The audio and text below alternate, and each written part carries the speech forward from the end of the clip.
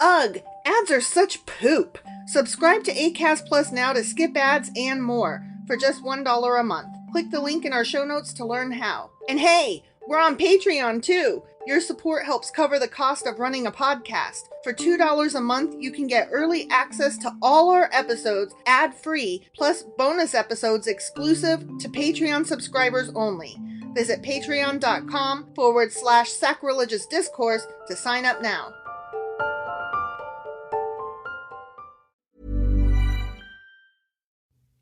What's going on, everybody? This is Tristan MacWilds from Guys Next Door, and this episode is being brought to you by Self, a brand new podcast from Self Financial in collaboration with Acast Creative. Now, Self is a 6-episode original branded series by Self Financial that's helping you understand how to build a path of success, what your journey is, and what our journey is as me and Mouse are to guests on the show. So listen wherever you can listen to podcasts, and we'll see you soon. Peace.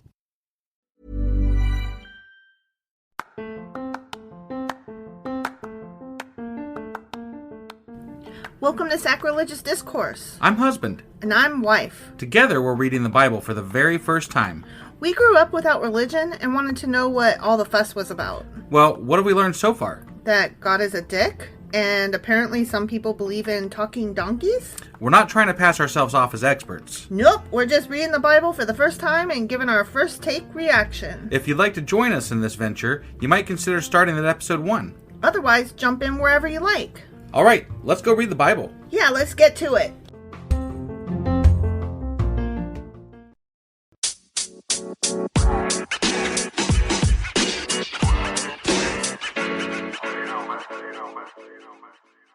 Husband! Wife! Do you remember what happened on Friday? We had Amaziah. Hooray for Amaziah! Right, that.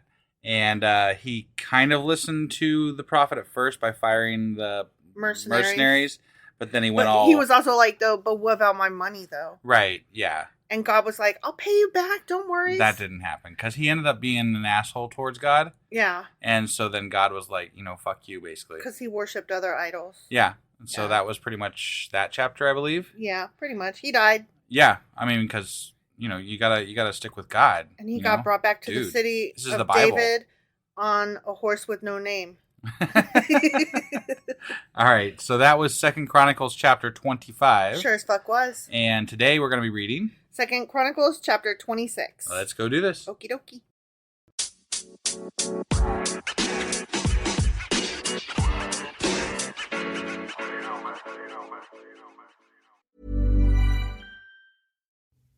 What's going on, everybody? This is Tristan MacWilds from Guys Next Door, and this episode is being brought to you by Self, a brand new podcast from Self Financial in collaboration with Acast Creative. Now, Self is a 6-episode original branded series by Self Financial that's helping you understand how to build a path of success, what your journey is, and what our journey is as me and Mouse are to guests on the show. So listen wherever you can listen to podcasts, and we'll see you soon. Peace. Okay, 2 Chronicles chapter 26. Okay. All the people of Judah. All of them. All of them. No one left behind. 100% of them. Every single one. Had crowned Amaziah's 16-year-old son Uzziah. Okay. As king in place of his father. I like putting 16-year-olds in charge of me all the time. It's good. It's good math. That works. Our 18-year-old is pretty cool. I would put them in charge. I would put them in charge. Yeah. Yeah. Yeah, but that's a outlier.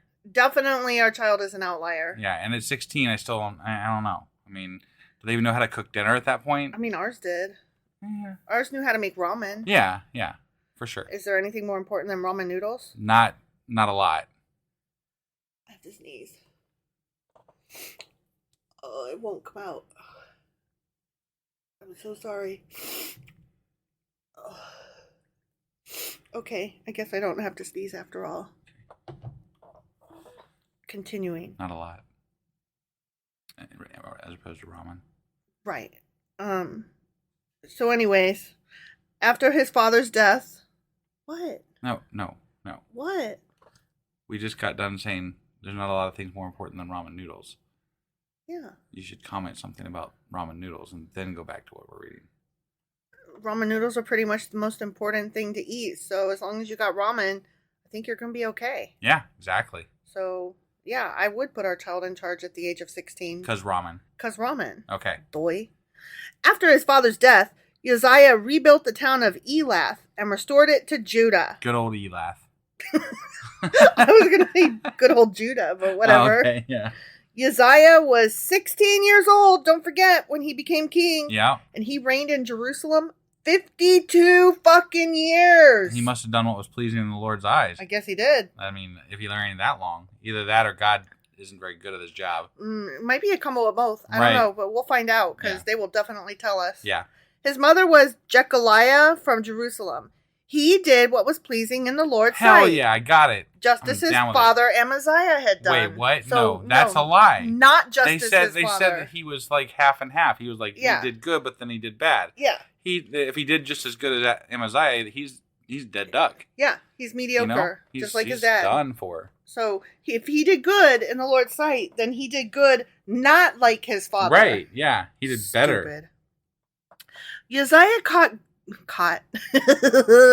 Uzziah sought God during the days of Zechariah. I would like to catch God. Who taught him to fear God. Okay. And as long as the king sought guidance from the Lord, God gave him success. Right. Uzziah declared war on the Philistines and broke down the walls of Gath, Jabneh, and Ashdod. Because God, obviously. Obviously. Then he built new towns in the Ashdod area and in other parts of Philistia. God helped him in his wars against the Philistines, his battles with the Arabs of Gur, and his wars with the Meunites. Yeah, those guys. Meunites. Sure. Whatever. Yeah.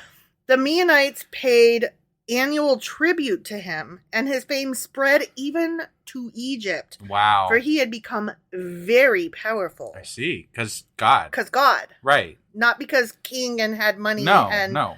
This is all God's doing. Yes, all God. Obviously.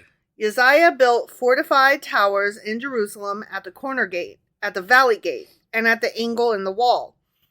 You know that angle? Yeah. I've questioned this before, but like if you are in God's grace, why do you need fortifications though? That's a good question. You know? It's a good fucking question. Maybe he's planning on not being in his good grace at some point, and he's like, we're going to need some fortifications. Well, here's the thing. Maybe he doesn't trust God as much as he should, because if he's in God's good grace, he shouldn't have to fortify, because even if other people come to war, it shouldn't matter. He'll be aight. Right? Yeah. God will just fart in their general direction, and they all go down. Exactly. You know? That's the way it should be. Yeah. But no, he also constructed forts in the wilderness and dug many water cisterns, because he kept great herds of livestock in the foothills of Judah and on the plains. He was also a man who loved the soil. I love dirt. Do you love dirt? Dirt is great. It's way underrated. I heard that God made dirt and dirt don't hurt. I heard that God made us out of dirt. Dirt is dirt. Dirt is definitely dirt. And to dirt we return?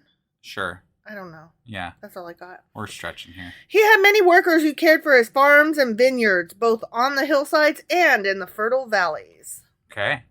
Uzziah had an army of well-trained warriors ready to march into battle unit by unit. This army had been mustered, and organized by Jael, the secretary of the army, and his assistant Maaziah. Okay. When I said you are mustard, it's because you put mustard on everything. I do. I love mustard. And you're always like, babe, we need to get more mustard. Because babe, mustard. Can you put mustard on the grocery list? Fucking delicious. Hey, babe, don't forget to get more mustard. Because I need mustard. I know. That's why I said you're mustard. Yeah. Yeah. They were under the direction of Hananiah, one of the king's officials. These regiments of mighty warriors were commanded by 2,600 clan leaders. Okay. The army consisted of 307,500 men, all elite troops. Wow. Where does elite fall in line with capable? I would say that's very capable. Elite, very capable? to me, lends to very capable, yeah. Is it better than capable? Yeah, it's definitely better than capable. Or is it a degree of capability? I don't know. I'm going with very capable, though. They're at the very least They're very capable. Yeah. Okay. We need to create a chart, you know? We really do. So there needs to be, like, not capable. I think that... capable, and then very capable. Well, I think that capability should be the measure, the unit. Yeah. And then it's just degrees of capability. Yeah. Yeah. How capable are you? And then you could like even stretch the thing to like go to like you could have like at the top of after very capable you could have like ultra capable or the 3. You know, the like 3. Are you the 3? Beyond capable. Beyond very capable. Right. Yeah. And where's the 30? The 30 they would be ultra capable. They would yeah ultra. Yeah, that'd be like above very capable, but not quite the 3 right? Yeah. So okay. They were prepared to assist the king against the enemy. Uzziah provided the entire army with shields, spears, helmets, coats of mail, bows, and sling stones. Well, he's equipping them with more stuff than the other guys had done in the past. Yeah. And he built structures on the walls of Jerusalem designed by experts to protect those who shot arrows and hurled large stones from the towers and the corners of the wall. Wow, this guy sounds like he's really involved in building infrastructure and stuff. It sounds like he's really prepped for war, though. Yeah. His fame spread far and wide, for the Lord gave him marvelous help, and he became very powerful. Not those people that were really adept at building walls and stuff and fighting. Exactly. Yeah, it was the Lord. Mm-hmm. But when he had become powerful, he also became proud. Oh, man. So I guess he is just like his father. Yeah, he's got a little bit bad. Which led to his fucking downfall. Is that what it says? It says that which led to his downfall. Oh, okay. I added the F-bomb, obviously. But yeah, it says which led to his fucking downfall. Got it. He sinned against the Lord his God by entering the sanctuary of the Lord's temple and personally burning incense on the incense altar. Whoa, man. You don't burn incense on the Didn't you learn anything from Aaron's sons? God. Shh. Azariah the high priest went in after him with 80 other priests of the Lord, all brave men. They confronted King Uzziah and said, excuse you, it is not for you, Uzziah, to burn incense to the Lord. That is the work of the priests alone, the descendants of Aaron, who are set apart for this fucking work. Get the fuck out of the sanctuary, for you have sinned, asshole. The Lord God will not honor you for this. No. Exclamation point. In fact, he's killed people for less.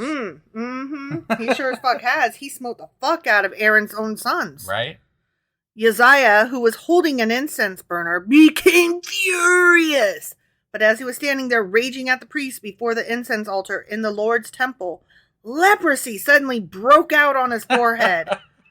That's how leprosy works. When leprosy just suddenly breaks out of my forehead. Like one day I was just standing there and God was like, you did one F-bomb too many. And I just had like leprosy. It broke out on my elbow. Right, yeah. On my elbow. Yep. Yeah, it was bad. It was, yeah. I didn't stop cussing though, so it went away anyways. Right. When Azariah, the high priest, and all the other priests saw the leprosy, they rushed him out. They were like, get that nasty shit out of here. Ooh, don't touch him. He's unclean. Yeah, unclean. And the king himself was eager to get out because the Lord had struck him. I mean, yeah. So King Uzziah had leprosy until the day he died. Ooh, do you think, like, he did not reach out to God and be like, oh, I am so fucking sorry. I'm the worst. Like, I really fucked up. Right. I was on a good, and then I fell. How do I fix this, my man? Yeah. I guess he didn't do that. No, but if you have leprosy, you're not supposed to be allowed into any, religious things, and you're going to be like sectioned off outside of town in a leprosy camp. He lived in isolation in a separate house, for he was excluded from the temple of the Lord. Damn. His son Jotham was put in charge of the royal palace, and he governed the people of the land. Wow. The rest of the events of Uzziah's reign, from beginning to end, are recorded by the prophet Isaiah, son of Amoz. Okay. Damn. Interesting. When Uzziah died, he was buried with his ancestors. His grave was in a nearby burial field belonging to the kings. Ooh. For the people said, his ass had leprosy. And his son Jotham became the next king. The end. Interesting. Wow. So they didn't even bury him with the kings. No. He was buried in a fucking field. Really, the only thing that he, according to this version right here, the only thing he really did wrong was to light incense, not being a priest. Mm-hmm. And then God was like, fuck you, leprosy. Everything good that you've done is undone. Yeah. Don't even care. And there is no fixing this. Sorry. Right. Yeah. There's no apology. Right. Wow. And you're struck. Yeah, I guess so. You're right. I mean, well, he seemed less bad than his father. Right. I mean, I'm just by tiers of bad. His father was buried in the city of David. Yeah. Yeah. That's what I'm saying. Okay. All right. This guy was less bad, but because he had leprosy. Yeah. He wasn't even allowed to be buried in the city of David. Right. This is bullshit. Right. This system is not across the board, and that bothers me. Yeah, it's not enforced fair. fairly, no. It's not fair, and I don't like things that are not fair. I agree. It's like if you're playing Monopoly and you're like, but everybody who's left-handed gets an extra $100. Right. For no reason. Yeah. And also, but if you land on this square, you have to go chop your wiener off. Whoa, I don't know. I'm not playing this game. But it's the game of life. You don't have a fucking choice, right? Yeah. That's what I'm saying. Like, it makes no fucking sense. It's not across the board. It's not fair. I don't like those kinds of games. It's because it's not true. Right. But I'm just saying, this is how they wrote it, but it's not true. Right. So that's all there is to it. Right. And, yet again, we've got stories that are but you know what? with even themselves. America's not true. So, our laws don't make fucking sense, and our laws ain't fair. Right. So, this story could just as well be true. Yeah, that's true. I rail against all of the unfairness and inequality of our own system. Yeah. This is just more of the fucking same. Just, with old way back then guys instead of now guys. Right. So. Whatever. I hate it. It makes me angry. Yeah. Reading this shit makes me angry. That guy should be buried in the fucking city of David, leprosy or not. Right. Yeah, I agree. All right. Well, that was 2nd Chronicles chapter 26. Sure as fuck was. And tomorrow we'll be back with 2nd Chronicles chapter 27. We'll see you guys then. Bye.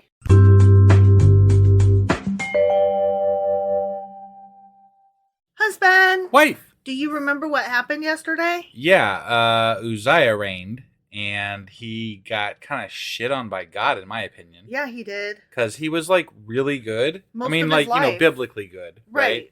Most of his life. And then he decided to not listen to a prophet, one time, and then God's like, fuck you, leprosy. Yeah, fuck you, leprosy. Right? How many shitty things have other kings done? And God's like, just do better, man, come on. Right. And it wasn't like, fuck you, leprosy. It was, fuck you, Uzziah. You get leprosy. Right. Yeah. 1, 2, 3, go. Rest of your life. The rest of your life, and you don't get to be buried where the good kings are. Right. Because leprosy. Okay. I know. It's all a mixed bag. There is no, consistency. No. The punishments are not consistent or fair or, just or anything. I'm just not sure what we're supposed to learn here. I don't think we're supposed to learn shit. I think the Bible is crap. It is crap. And I don't believe that... I don't know. I don't believe that if there was a God that he would be this silly willy-nilly. Right. I really just think that these are a bunch of stories that people have thrown together and maybe based on real events, possibly, I don't know. Sometimes, every once in a while. And they're just attributing, acts of God to certain things. And they're like, well, that sounds good. Let's throw that in there. That's God. And then every once in a while they're like, and you should learn your lesson. And I'm like, but what? Which lesson? What fucking lesson are we supposed to learn? The one where you can have thousands of wives and worship other things, and then all of a sudden you decide to be good one day and God's like, okay, whatever. Or the one where you decide to be bad one day and you're like, fuck, God just killed me or leprosy. And it's kind of like, yeah, I didn't need a book to tell me that life ain't fair. Right? I got that one all on my own. Check out my life. All right. Well, that was 2nd Chronicles chapter 26. It sure as fuck was. And today we'll be reading 2nd Chronicles chapter 27. Let's go do this. Okie dokie.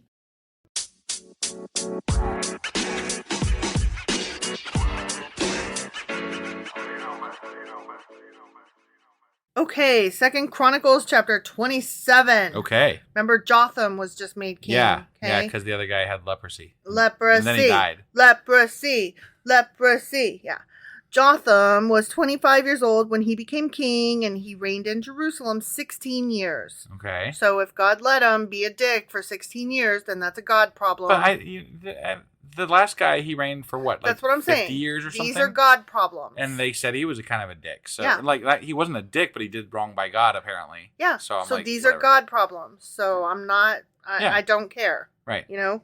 His mother was Jerusha, the daughter of Zadok. Jotham did what was pleasing in the Lord's sight. He did everything his father Uzziah had done, except that Jotham did not sin by entering the temple of the Lord. Good on him. Okay, well there you go. But he only got to reign 16 years, so I guess that case of leprosy that his dad got. Really, he was like, taught him right from wrong. That's not good. I ain't doing the leprosy. Right? But the people continued in their corrupt ways. Of course they did. I mean, because they don't give a shit. Because they don't see God. Because God's not there. Yeah. Just saying. Jotham rebuilt the upper gate of the temple of the Lord. He also did extensive rebuilding on the wall at the hill of Ophel. Okay. Ophel. I like awful better. Awful. Mm-hmm. He built towns in the hill country of Judah and constructed fortresses and towers in the wooded areas. Oh, that's nice. Yeah. Scenic towers and fortresses. Like, it just makes me think of Whoville, you know? Yeah. Isn't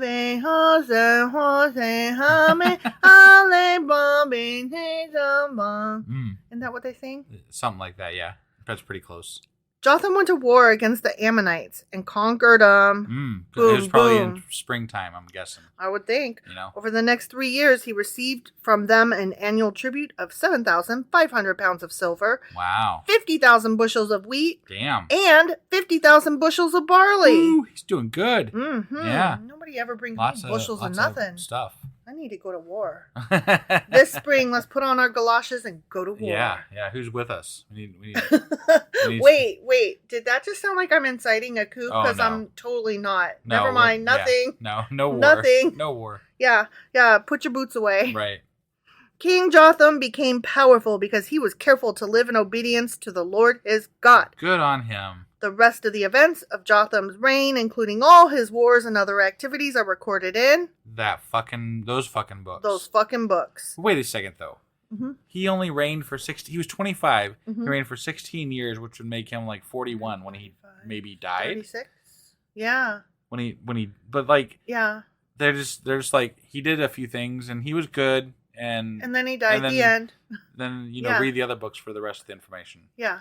But he didn't do anything too special. Like, if he was so good in God's eyes, then why didn't he reign longer and also live longer and have more recorded in this book? It feels instead like of those books. It feels like God doesn't really matter as to the length of your reign or anything. He just decides that he's going to punish whoever he wants to punish, and then even if you aren't being punished, you still quietly die. Yeah. Like this guy reigns for 16 years, and they're like, he was a good king. Yeah. And but now we're gonna move on now. Yeah. Anyways, next. Next king. Yeah. Like, wait, what happened to him? It was very silly, willy-nilly. They might say that he died in the next chapter, maybe. I don't know. He was 25 years old when he became king, and he reigned in Jerusalem 16 years. So 25 plus 16. Yeah. Okay. And then he died. But they didn't say how, right? When Jotham died, he was buried in the city of David. That's all we get. He got to be buried in a good place, I guess. And then his son Ahaz became... Ahaz. I kind of like Ahaz better. Ahaz became the next king. The end. I mean, okay. What? Like, yeah. No, I mean, if you're good with God, what could have possibly happened that you died after 16 years and 41 years of age? Yeah. What could have possibly happened? That doesn't make any sense to me. Like, some of these other fuckers live for goddamn ever, and they do shitty things, and God's like, whatever. Yeah. It doesn't... I know this is like a running theme with us, but like, God's not really doing anything here. Mm-mm. They're just, I don't know. It's across the board nonsense, because it's not across the board equality, equity, or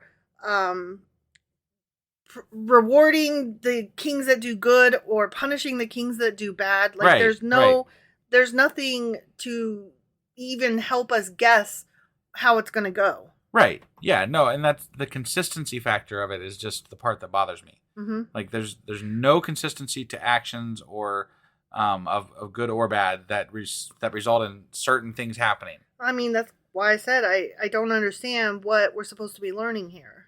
The only thing that I'm learning is that God, if in the fact that he exists in canon, is a dick and is inconsistent and is not present in these people's lives. Right. And you may still die early, but they won't point out that it was God's fault. That's all. Yeah.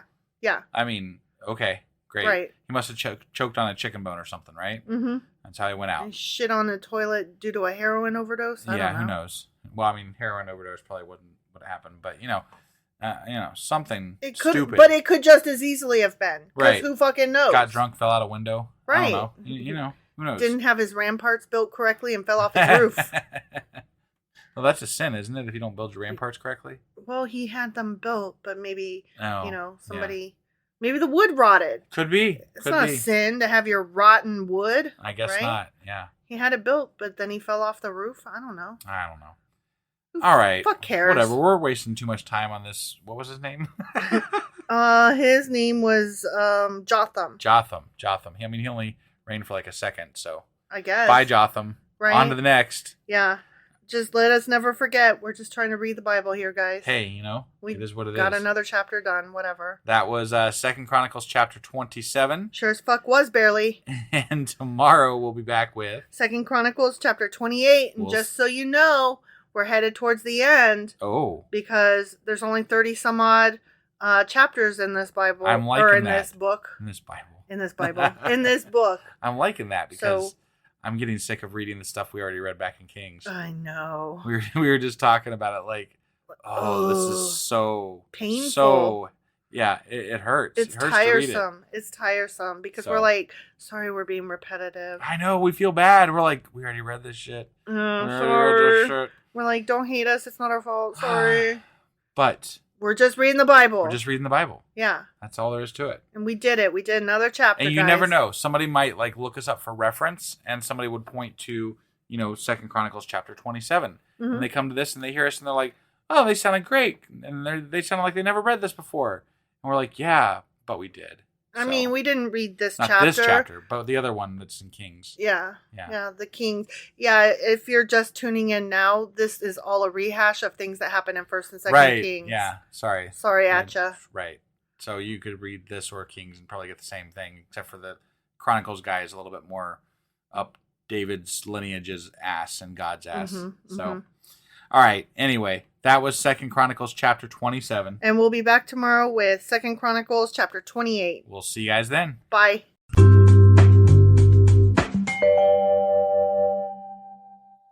Husband! Wife! Do you remember what happened yesterday? Yeah. Jotham ruled for 5 minutes and then he died, and it wasn't because God did anything, and whatever, he's dead now. He reigned for 16 years. 5 minutes.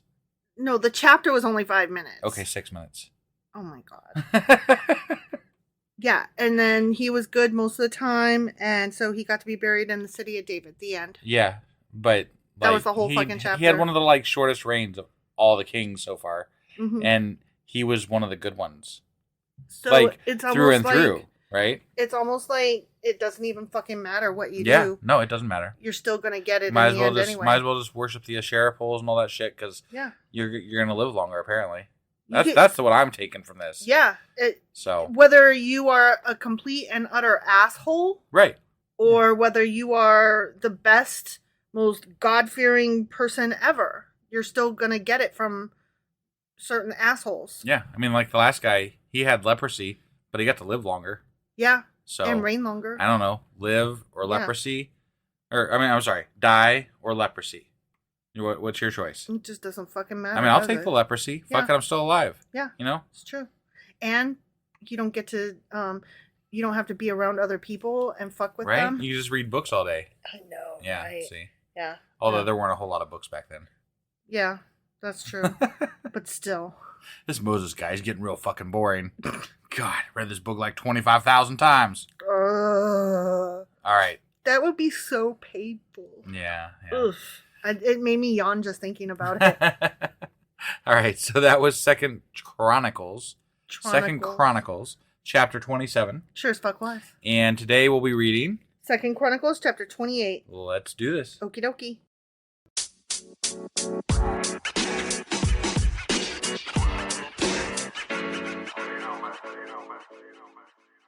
Okay, 2 Chronicles, chapter 28. Okay. Here we go. Okay. It's about that kid Ahaz. What's he has? He has life and he has kingship. Yeah. Okay? Yeah. Okay. He was 20 years old when he became king. When he dies, can we say he's a has-been? I think you said that the last time around. Seriously? God damn it. Yeah, I think you did. Why? We got to get out of this Chronicles. Right? Yeah, this is ruining me. All our jokes are old and ruining me. Bad. So anyway, he was 20 and he reigned in Jerusalem 16 years.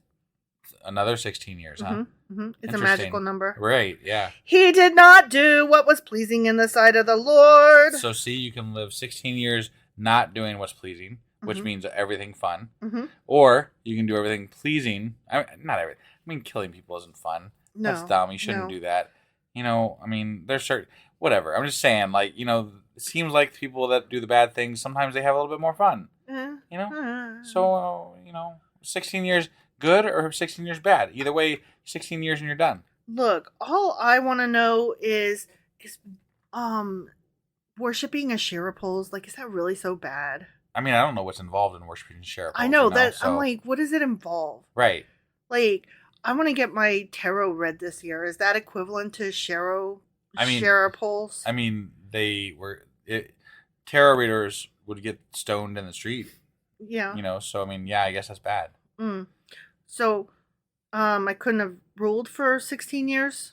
I mean, if you were king, they are going to listen to you until they don't. And then somebody, I mean, you know, whatever, somebody's going to kill you. I'm just saying. Or you're going to die. It wouldn't make that big of a difference. Like Rotfoot or something. But it wouldn't make that big a difference. Yeah, no, not that big. Okay, so anyway, he did not do what was pleasing in the sight of the Lord as his ancestor David had done. Instead, he followed the example of the kings of Israel. Oh, but some Israel, of them were Tui. Just the last one was good the whole time. I know. His dad was good the whole time. Yeah. You're saying the kings of Israel. You're just lumping them all into one group. No. We're talking about Judah right now. Yeah, that's right. Yeah. I'm sorry. I apologize. I know you did what I always do. Like Israel, it sounds like they should be the team we're rooting for, right? Yeah, no, I messed up. Yeah, so Israel is the other group. This is the Judah group. Right? Yeah. Sorry, my bad. He cast metal images for the worship of Baal. Bad boy. Baal. I want some metal images of Baal. I think that would be badass, if I'm being honest. I mean, seriously. Yeah. Yeah. He offered sacrifices in the valley of Ben Hinnom. Okay, I don't like that. Even sacrificing his own sons in the fire. No, I ain't doing that. No, not good. No, I'm not about that. No. The only thing I want to sacrifice is like an incense stick. I could spare, like, if we got to get rid of Trump, I could spare, you know, Stop it. No, I'm not even doing a murder. No, I didn't say, I said, you know, if we had to spare somebody, you know, like. No, I'm not advocating for that. Okay. I'm not. Right. I'm not even a little bit having that come back on me. No. An incense stick or a candle is all I'm willing to do, okay? All right, fair enough. In this way, he followed the detestable practices of the pagan nations the Lord had driven from the land ahead of the Israelites. He offered sacrifices and burned incense at the pagan shrines and on the hills and under every green tree. Every green tree, Damn, he was busy. Not the brown ones, not the gold ones, but the green ones. He was busy. Yeah, every green tree. Every one. Wow. Because of all this, the Lord his God allowed the king of Aram to defeat Ahaz and to exile large numbers of his people to Damascus. The armies of the king of Israel also defeated Ahaz and inflicted many casualties on his army. Wow, sounds like he was getting defeated all over the place. Yeah, but it sounds like he was just a bad king, not that like he was getting punished for doing obviously, bad if you're a good king and you're good at war, you're going to win. If you're bad, you're going to lose. And again, the writers of history get to write these fucking tales. So, in a single day, Pekah, son of Remaliah. What? Nothing. Okay, you're not going to call me out. No. Okay. Whatever. Okay, in a single day, Pekah, son of Remaliah, Israel's king, killed 120,000 of Judah's troops. All of them experienced warriors because they had abandoned the Lord, the God of their ancestors. Yeah. Except that had they really, they're just following their fucking king. They're doing what the king says. Yeah. They're going to get in trouble if they don't. The way I've seen it, they've never really fully embraced the Lord. So, I don't, whatever. They embrace the king is what they do. Yeah, because that's who's in charge, and that's who's going to kill him. Yeah, exactly. Then Zikri, a warrior from Ephraim, killed Maaziah, the king's son. Oh, man. Azrikam, the king's palace commander, and Elkanah, the king's second in command. Damn. The armies of Israel captured 200,000 women and children from Judah and seized tremendous amounts of plunder. I'm counting this, and there's like, they've already gotten rid of like hundreds of thousands of their people. Mm-hmm. Like, who the fuck's left? I don't know, but they seized tremendous amounts of plunder, which they took back to Samaria. I think there must be like 5 people alive left now. Probably. That's what it seems like. Sounds about right. Yeah. Yeah, I did a count, and that sounds about right. Maybe 6. I don't know. Mm-hmm, mm-hmm. Yeah. But a prophet of the Lord named Obed was there in Samaria when the army of Israel returned home. Okay. He went out to meet them and said, okay, wait, this is Israel. Yeah, Israel. Okay. He went out to meet them and said, the Lord, the God of your ancestors, he was angry with Judah and let you defeat them, but you have gone too far, killing them without mercy. And, all heaven is disturbed. And now you are planning to make slaves of these people from Judah and Jerusalem. What about your own sins against the Lord your God? Listen to me and return these prisoners you have taken, for they are your own relatives. Watch out, because watch out. We're good with you killing them. Yeah. And going to, war with them. Mm-hmm. But you can't enslave them. Yeah. Sorry. Yeah, put them back. That's one step too far. Put them back. Kill them all day. But, yeah, no enslaving them. Watch out. Because now the Lord's fierce anger has been turned against you. I mean, excuse me, but wasn't the Lord's anger already turned against them? Because they were like, they're already bad. From Judah? Yeah, they've been doing bad this whole time. Shouldn't the Lord be angry at them all the fucking time? Right. But no, apparently sometimes they win. Yeah. Because God needs them to be the better group when he's more angry at the other group at and Judah. Whatever. And it's so confusing. It's so it's stupid. It's like a goddamn soap opera. And you know what? I don't watch daytime television. No. I don't watch game shows. I don't watch. Oh, remember this would be like the Days of Our God, right? The Days of Our God, or One God to Live. Right. Yeah. Yeah. General God. There we go. Guiding God. Yeah. Do you remember all of those law shows, like the one like Judge Judy and all that? I never watched them because they made as a teenager, literally as a teenager, they made me angry. Yeah. And who was that one guy where you would go on to get your paternity tested, like you're the father. I mean, there was Jerry Springer. Like all of my friends loved fucking Jerry Springer. They loved that show. And it burned me up. Like I would get so angry if that show was on. I would have to turn it off. I couldn't. It was. I hated all of those shows. To me, they were just like the epitome of stupidness. And now here I am as an adult, and those kinds of shows are still on. And I still judge people that watch them. I get it. Like, why do y'all watch that kind of TV? Why? I mean, sometimes it's just fun to watch some trash. Okay, and I know, because then I'm like, okay, but sometimes I read trash books and sometimes I listen to trash music, and we all like trash, and I try to remind myself, we all consume garbage, and who gets to be the arbiter of which garbage is better than others? I know. Ooh, you know what? We all get to be the arbiter of ourselves for what is garbage and what is not. It's true. Right? Yeah. Well, I hate reality TV and I'm just as guilty as you are. We've talked about it before. I am a fucking snob for music. You are a snob and a half for music. Yeah. And, I think that's just at least half of why I love Britney Spears and the like. Because you just go against me? Yeah. Oh, okay. Because you're such a fucking snob about it. Yeah. And you know what? Some of Britney Spears' songs, they smack. They slap. They slam. I mean, Toxic's pretty damn good. They boom.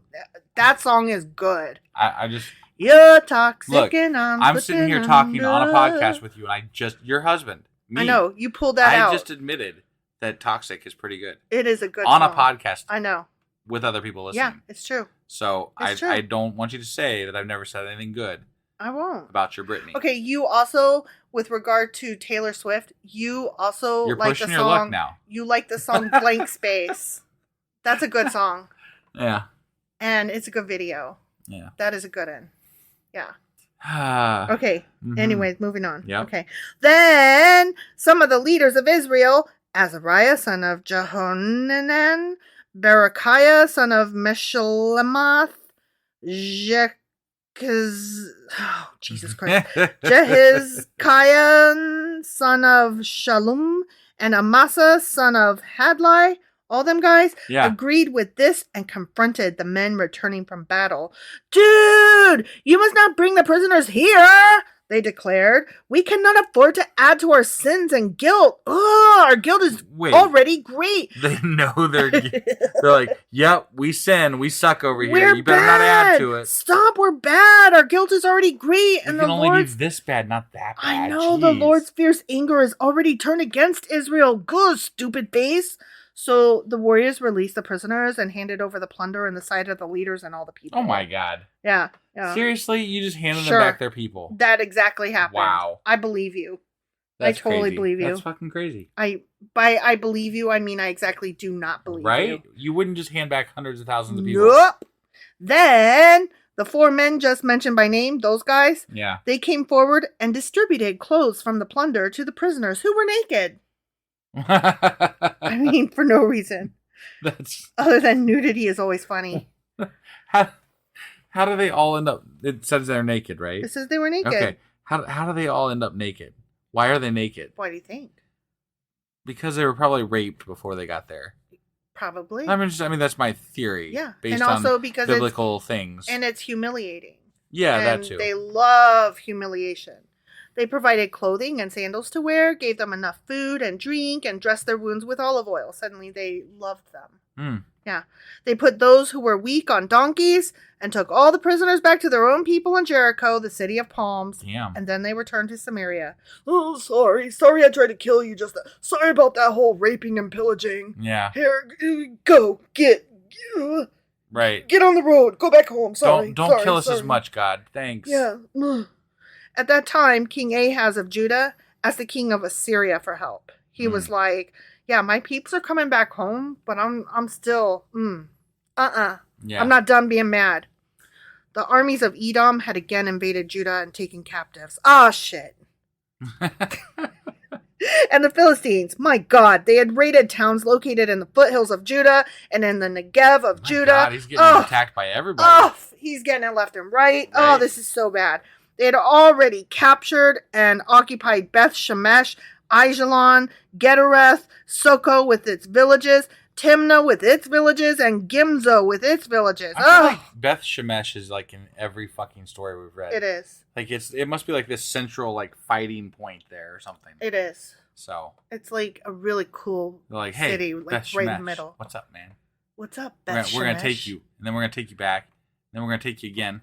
To the left, to the left. The Lord was humbling Judah because of King Ahaz of Judah, for he had encouraged his people to sin and had been utterly unfaithful to the Lord. Well, yeah, he sacrificed his sons in fire to Baal. Yeah, that's pretty fucking gross.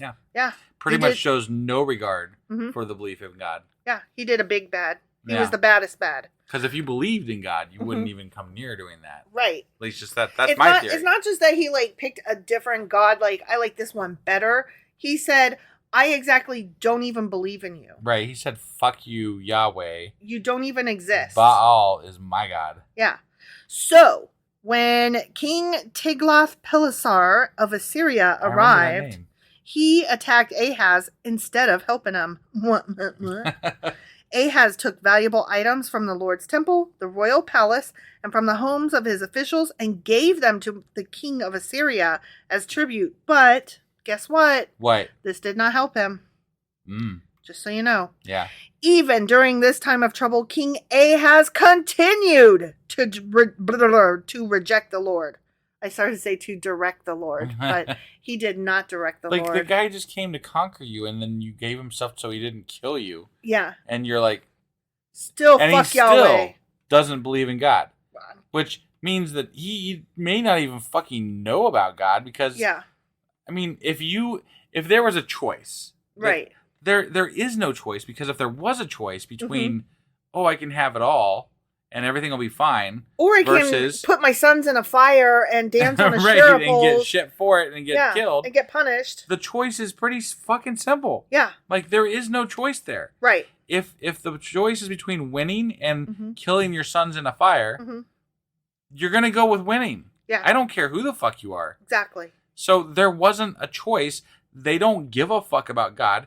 God wasn't an entity that they even cared about. No. No, not at all. Maybe they didn't hardly even know about them. Right. That's what I'm thinking. So, Yeah. Go God, you're awesome. You just don't... They're acting like this was a choice. Right. That's not a fucking decided choice. Wrong. He picked the wrong square on Jeopardy. Yeah. He picked the wrong box. Did you love it when somebody, like, on Jeopardy, they pick, like, the $1,000 box, like, right off the bat? Like, you know how they jump the gun, right? They jump to the bottom. And then they don't get the question right. Oh. And I'm like, ha. No, it makes sucks to be you. It burns me up. I'm like, you skipped to the bottom and then you didn't even know it, you dumbass. Like as though I knew it, and I didn't. No, but it makes me feel good, kind of inside a little bit. And it makes me mad at them because I'm like, maybe you should have worked up to that and seen what the category was actually about. Yeah, you gotta warm up. Yeah, gotta get those easy ones in. Mm-hmm. He offered sacrifices to the gods of Damascus, who had defeated him, for he said, since these gods help the kings of Aram, they'll help me too, if I sacrifice to them. I mean, at least that sounds a little bit logical. Right. Those guys beat me. Let's worship their gods. Yeah, that makes sense. Yeah. I can buy that. Right. But instead, they led to his ruin and the ruin of all Judah. Those gods sucked. Fuck those gods. Yep. The king took the various articles from the temple of God and broke them into pieces. He shut the doors of the Lord's temple so that no one could worship there. And he set up altars to pagan gods in every corner of Jerusalem. It sounds to me like he's like, every god ever, any god ever. Help! Help! But not Yahweh. Right. Every god but Yahweh. Yeah. I mean, he saw what happened to his dad. Right? Yeah. So he's like... You only got to live 16 years and dude fucking killed you. Yeah. Whatever. That god was dumb. He's a fucking dick. Yeah. He made pagan shrines in all the towns of Judah for offering sacrifices to other gods. In this way, he aroused, you said aroused, the anger of the Lord, the God of his ancestors. Oh, he did not just shun God, he pissed God off. Yeah. God was asleep until then, and then God turned over and was like, the fuck is poking me? Oh, I'm gonna get you, Ahaz. Right. I am mad at you, sir. Yeah, I'm gonna make you never mind. I don't know where you were going with that, but it made you laugh. I was gonna bring back the has-been, but then it didn't work. Like, it didn't roll off my tongue. No. It didn't work in my brain. And I was like, nope, gotta stop right there. Yep, that's not gonna work. But you had gone too far. In my head, it was funny. You know how things are funny in your head sometimes? All the time. Everything's funny in my head. That's gonna be fucking funny. And then you go to say it, and you're like, nope, that's not gonna work. Nope. I gotta stop. Yeah. That was dumb. Yeah, that happens. Sometimes I say it anyway. But, like just now. The rest of the events in Ahaz's reign and everything he did from beginning to end, all of it. All of it. They are recorded in, oh my God, get this. Those fucking books? No. What? The Book of Kings of Judah and Israel. Oh my God, it has the words there? Yeah. For the first time. Oh my God, what's going on? They're recorded in the Book of Kings of Judah and Israel. Holy shit, something crazy is going on. I kind of feel like this chapter just changed my life. But it's the first time. It's those fucking books. It's those fucking books. Out, though. They're in the first time. They're here. In this Bible that we're reading. Sorry, this is a big deal to us. You guys don't really know what we're talking about because we're sitting here reading the thing that we normally read. And those things are never in the text. They're never there, so it's become a joke that it's a blank. Yeah, because we had to look it up. Like, when it first happened, we're like, what's going on here? Yeah, we had to look it up in one of our Q&As. Covered this just for anybody who and this happened all through Kings and Chronicles. Yeah. And it never has the names of the books. Ever. And so we had to look them up. And so we always say, those fucking books as a reference to... I feel like someone's testing us here. I know, but we got it. We saw it. Yeah. We got it. They're like, are they reading this from our website? We sure as fuck are. We sure as fuck are reading this from your website. Well, now they know, I guess. I guess they know. Yeah. Well, I mean, what you gonna do? Probably get a fucking cease and desist letter now. Whatever. I'll read the Bible from somewhere else. It's the fucking Bible. Yeah, I know. It's the word of God. It belongs to no man. That's what I've been told. Exactly. And I will take that to fucking court. Hell yeah. These words belong to no man. They belong to God. That's what I've been told. Otherwise, I want this court to say that it is not the word of God. Preach. And therefore, it is not copyrighted. So, pick one and get there. You can't have it both ways. That's all I'm saying. Yeah. Okay. So anyway, they are recorded in the Book of Kings of Judah and Israel. Well, that's pretty amazing. Okay? Yeah. Yeah, that's where they are. Okay. When Ahaz died, he was buried in Jerusalem, but not in the royal cemetery of the kings of Judah. You know why? Because he was a dick. He was a fuckface. I mean, to God. Right. You know, yeah. Not that I give a shit, personally. Right. Then his son Hezekiah became the next king, the end. All right. Okay? Yeah. That happened. It did. So that was 2 Chronicles chapter 28. Sure as fuck was. And tomorrow we're going to be back with 2 Chronicles chapter 29. We will see you guys then. Bye. Bye.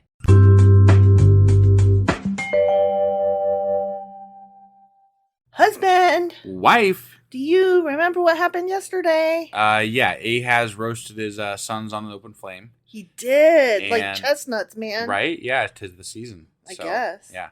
And he didn't do anything that was pleasing in the Lord's eye. Nothing. But he lived as long as his dad, who did some things that were pleasing. Yeah. So it doesn't matter. Whatever. Yeah. It fuck cares. Yeah. You know. Worship Yahweh. Worship Asherah. You do you, man. Yeah. You do you. Yeah. Because but don't kill your kids. Yeah. Don't. But, yeah. But not. No. Because... You doing you means do you. Don't do your kids. Don't. I mean, in more ways. Yeah. Don't. Yeah. Yeah. Just don't do that. Don't be bad, but not because you're scared of ending up in like some scary dark place. Right. There's being godly, which is stupid, and then there's being, not godly but not a murderer, which is cool. Yeah. Just be a decent person. Be somewhere between not godly and not a murderer. Right. Definitely not on the further end of that scale. I mean, really, Wheaton's law applies here. Don't be a dick. Right. Yeah. God's definitely a dick. God is definitely a dick. We haven't said that enough lately. Well, God does not follow Wheaton's law. Obviously. So anyway, that was he got aroused last he sure episode did. Too. God got aroused. Yeah. I mean, that was a thing. Yeah, that was a thing. Right. So that was 2 Chronicles chapter 28. Sure as fuck was. And today we're going to be reading Nice Chronicles. 2 Chronicles chapter 29. Let's go do this shit.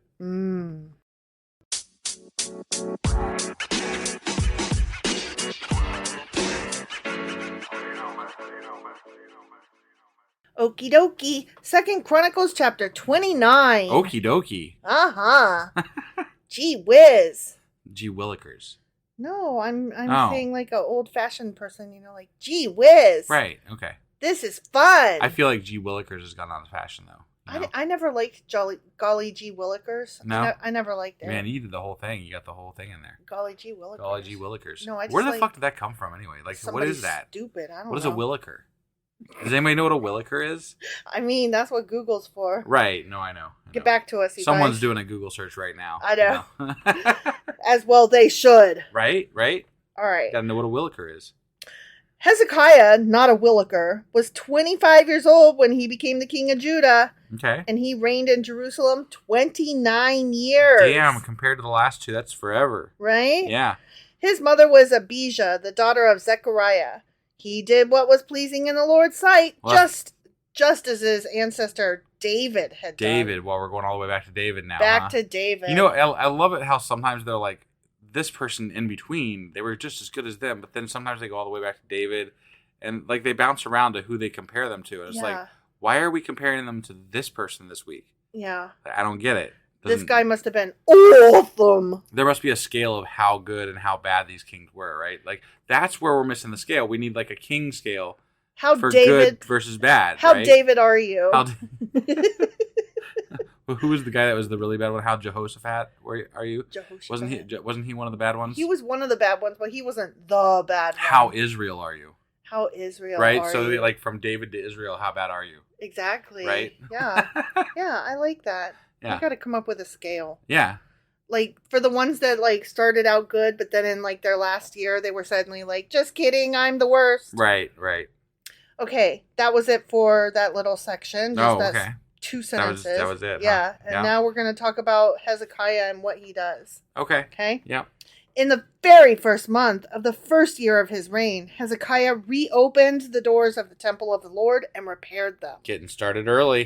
He's got to get that. He's got to get in with the Lord right off the bat. Yeah. I mean, it's good. It's good, Yeah. Because his father had totally fucked all that shit up. Right. He had closed them doors. Apparently, this guy is one of the sons that he didn't sacrifice to Baal. Oh, yeah. Wait. So. What the what? It said he threw his sons on the fire. Yeah, but maybe not all. He had to save one at least. I guess he saved one for the sake of the hereditary the reign. Whatever. Yeah. Yeah. You got to pass that shit on to somebody. Yeah. Okay. So yeah, he opened the door and repaired them. Right. Or he repaired them and then opened the door. I don't know. I don't know either. Whatever. He summoned the priests and Levites to meet him at the courtyard east of the temple. He said to them, "Listen to me, you Levites." You Levites. I love it when he says that, or like when any of them say that. Listen to me, you XYZ. Right, it sounds like such an insult or it something. Does. Like, okay. Listen to me, you husband. Like, does that sound like I'm about to say something friendly. Good? No, it does not sound friendly. It's kind of like if I said, "We need to talk." Right. Like, only that's nicer though. But that never bodes well. Never bodes well, but that's still nicer. If I came up to you one day and I was like, "Honey, we need to talk." When you say you whatever, that's not good. No, okay, look, that's anger. That's if I said, "Honey, we need to talk." That means that like there's something serious, we might be getting a divorce. But if I just said, "Listen to me, you husband," that means I'm really tired of you not taking out the goddamn trash. Right. I'm not going to divorce you or anything, but you husband, I'm really upset. Right. Yeah. But we need to talk. Yeah. You never know if that was just the last time that non-trash taking out thing, like it was too many. Yeah. It was too many and we need to have a chat. Mm-hmm. Yeah. Like literally though, what would you do if I said that? I don't think I've ever said that to you. I don't know. I would lose my shit. I'd probably laugh, but if you came up to me and were like, "Wife, babes, we need to talk." Yeah. I think I would cry. Like so? before you said anything, I think I would be like, "Oh my God, what? What happened? What did you cheat on me? What's happening? God. What?" Okay, sorry. Anyway, back to the story. Okay, yeah. Like never say that. Never. Ever. Yeah. He said to them after, he said, Levites, you Levites. You Levites. Listen to me, you Levites. Purify yourselves and purify the temple of the Lord, the God of your ancestors. Remove all the defiled things from the sanctuary. Our ancestors were unfaithful, and they did what was evil in the sight of the Lord our God. Mm-hmm. They abandoned the Lord and his dwelling place. They turned their backs on him. They also shut the doors to the temple's entry room. Oh my God, not shutting the doors. And that's horrible. Why would you shut the doors? You know what else they did? What did they do? They snuffed out the fucking lamps. Oh my God, not snuffing out the lamps. You know what else they did? What did they do? They stopped burning incense and presenting burnt offerings at the sanctuary. Fuck, how do you stop burning incense? That's crazy. This is some crazy shit. These people are insane. They should burn in hell. At the sanctuary of the God of Israel. Could I finish my sentence here? Sure. That is why the Lord's anger has fallen upon Judah and Jerusalem, he continued. Okay. He has made them an object of dread, horror, and ridicule. As you can see with your own fucking eyes. Right. Because of this shit, our fathers have been killed in battle, and our sons and daughters and wives have been captured. Yeah, they have. They have, and they were naked. They were naked. That's why they aroused God. For a while, until they got the clothes back. Yeah. Yeah. But not before they aroused God. Right. But now, I will make a covenant with the Lord, the God of Israel, so that his fierce anger will turn away from us. Yeah, good idea. My sons, do not neglect your duties any longer! Point. Just out of curiosity, how do you think that they are aware that this is God's anger? Did somebody just tell them this? Did God come down and tell them? They found a copy of the book. But how do you determine that it's God's anger? Just anything that goes wrong? Yeah. But then why do people turn away from God? And why do some people, why do they never worship God except for every once in a while? I don't know. It doesn't make any sense. You could ask that question today. Right. I mean, I do not understand the ins and outs of it. Okay. So, I don't know. I'm just trying to figure it out, Ask a Christian. Ask somebody who's Jewish. I don't want to ask a Christian. They never give me good answers. Ask somebody who's Jewish. They might give you a better answer. They might, actually. Yeah. I literally don't know the answer to that question. Okay. All right. The Lord, he continued, has chosen you to stand in his presence, to minister to him, and to lead the people in worship and present offerings to him. He chose you. Yeah. He chose y'all. Right. Yeah. Because they were born Levites. Yeah. So they were chosen many, generations ago. I love being born to the right family. Right. Oof. Yeah.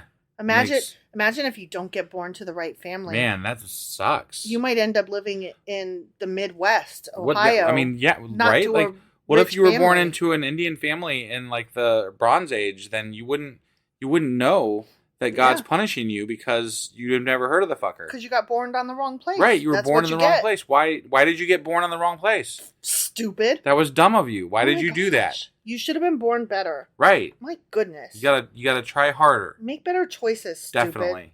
Then these Levites got right to work. Did they? They did. They got right to work. Okay. From the clan of Kohath, Mahath son of Amasai and Joel son of Azariah.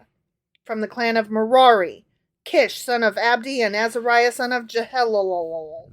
Well, you try to say there's lots of L's in there. Just move on along. From the clan of Gershon, Joah son of Zimmah and Eden son of Joah. Joah and Joah made Joah. From the family of Elizaphan, Shimri and Jael. Okay. From the family of Asaph, Zechariah and Mattaniah. From the family of Heman, Jehiel and Shammai. From the family of Jeduthun. Yeah. Yeah, it's that one. Jeduthun. Okay. Shemaiah and Uziel. These men called together their fellow Levites, and they all purified themselves. Oh, good. They took a bath together. Right, yeah. Then they began to cleanse the temple of the Lord, just as the king had commanded. I bet they burned sage. You think so? Which is funny, because that's what Wiccans do. Yeah. That shit smells good. How do you think they, what, do you think they had soap back then? Did they have soap? Yeah. Why? How do you know they had soap? Because What did they use? What did they use to make the soap? They had, it wasn't the same soap that we have today, but it's stuff that, I don't know. Oh, okay. They had soap. I thought maybe they were just throwing water around and like scrubbing things down with water. It was like a scrubby sand kind of soap or something. You think and so? It probably had flowers and stuff in it. Man, you got a whole list of ingredients here. I do. I don't know how you came up with them, but I have a whole list in my head. Yeah. I think they just likely used, shit statues that hardened in the, what were those cow patty things that we were looking at? The cow chips. Yeah. They could have been just scrubbing with some cow chips. No, they didn't. No, they didn't. They don't know what's good and bad, I think that they had so smelly long ago, good stuff. They could have thought that cow shit cleansed the fucking room, Okay, but stuff that smells good has always smelled good. You weren't around to smell what they didn't have deodorant back then. You don't know what people smelled like. Maybe cow shit smelled good back then. You know what? I have lived in European countries where their ideas of body cleansing and body odor is much different than Americans. Yeah. And I don't want to be disparaging and say like they stink. They have a very different it's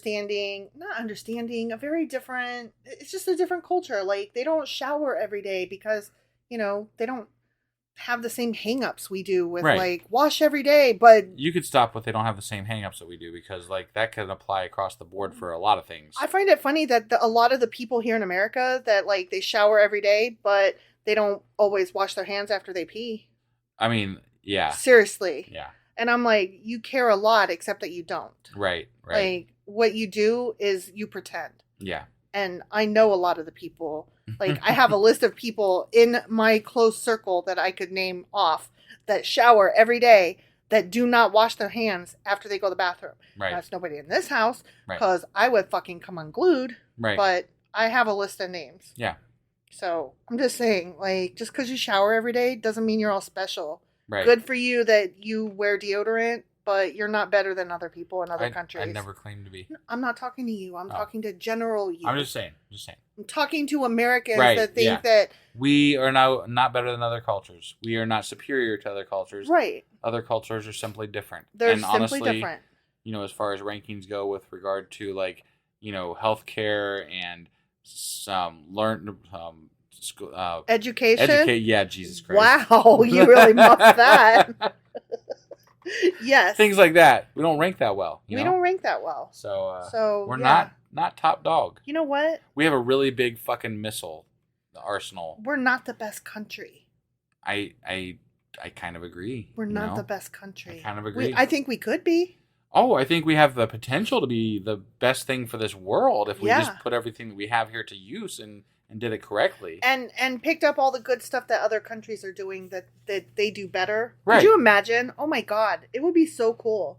We certainly have the resources to do everything right here. Yeah. We just don't do it. Yeah. Which sounds like, quote unquote, you hate America, you don't like it here, leave. No, you didn't hear what I said.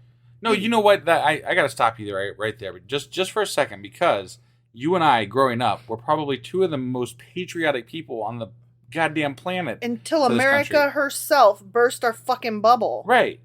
Yeah. No, fuck you people that say that fucking being patriotic is this, that, or the other. No, patriotism is no. Just no. Yeah. No. Just no. We have freedom of speech. That defending that to its fullest extent, that is patriotism. We have I can't explain. I can get lost. This would be a whole nother episode, so I need to stop. I know, and you're getting mad. I'm getting mad. Worked up. Because I hate people that say that they're patriotic when they're fucking Trumpers, and I'm like, no, you don't. You don't get to own the term. You're a fucking fascist. Yeah, and you don't get to own the term patriotic. Right. And tell me that I'm not, and just because I want godly, better for people. People who are godly claim that they are the ones that are patriotic. I'm like, this God wasn't even founded on gods. I mean, this God wasn't founded on gods? This country wasn't founded on gods. It's that education thing again, you know? Yeah. Totally.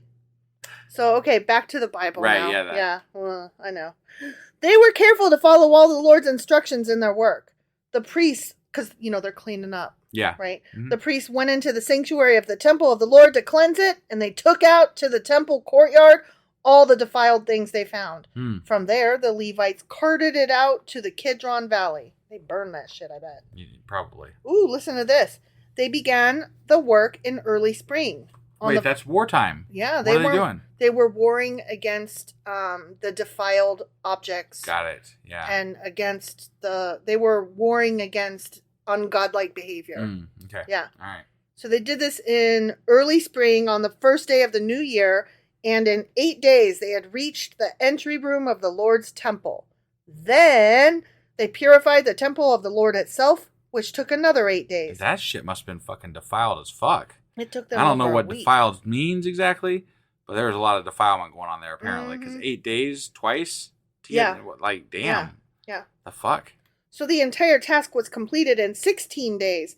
Damn, God created the entire everything in under a week. Well, that was God, not Levites. I'm just saying. Then the Levites went to King Hezekiah and gave him this report. Report!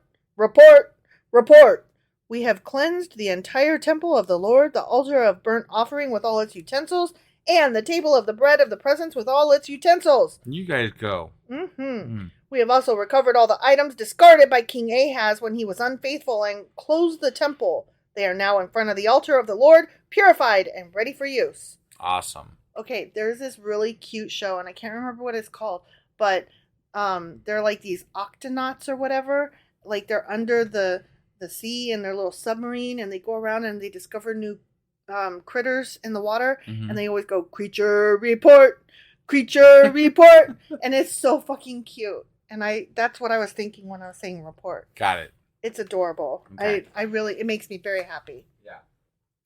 Early the next morning, King Hezekiah gathered the city officials and went to the temple of the Lord.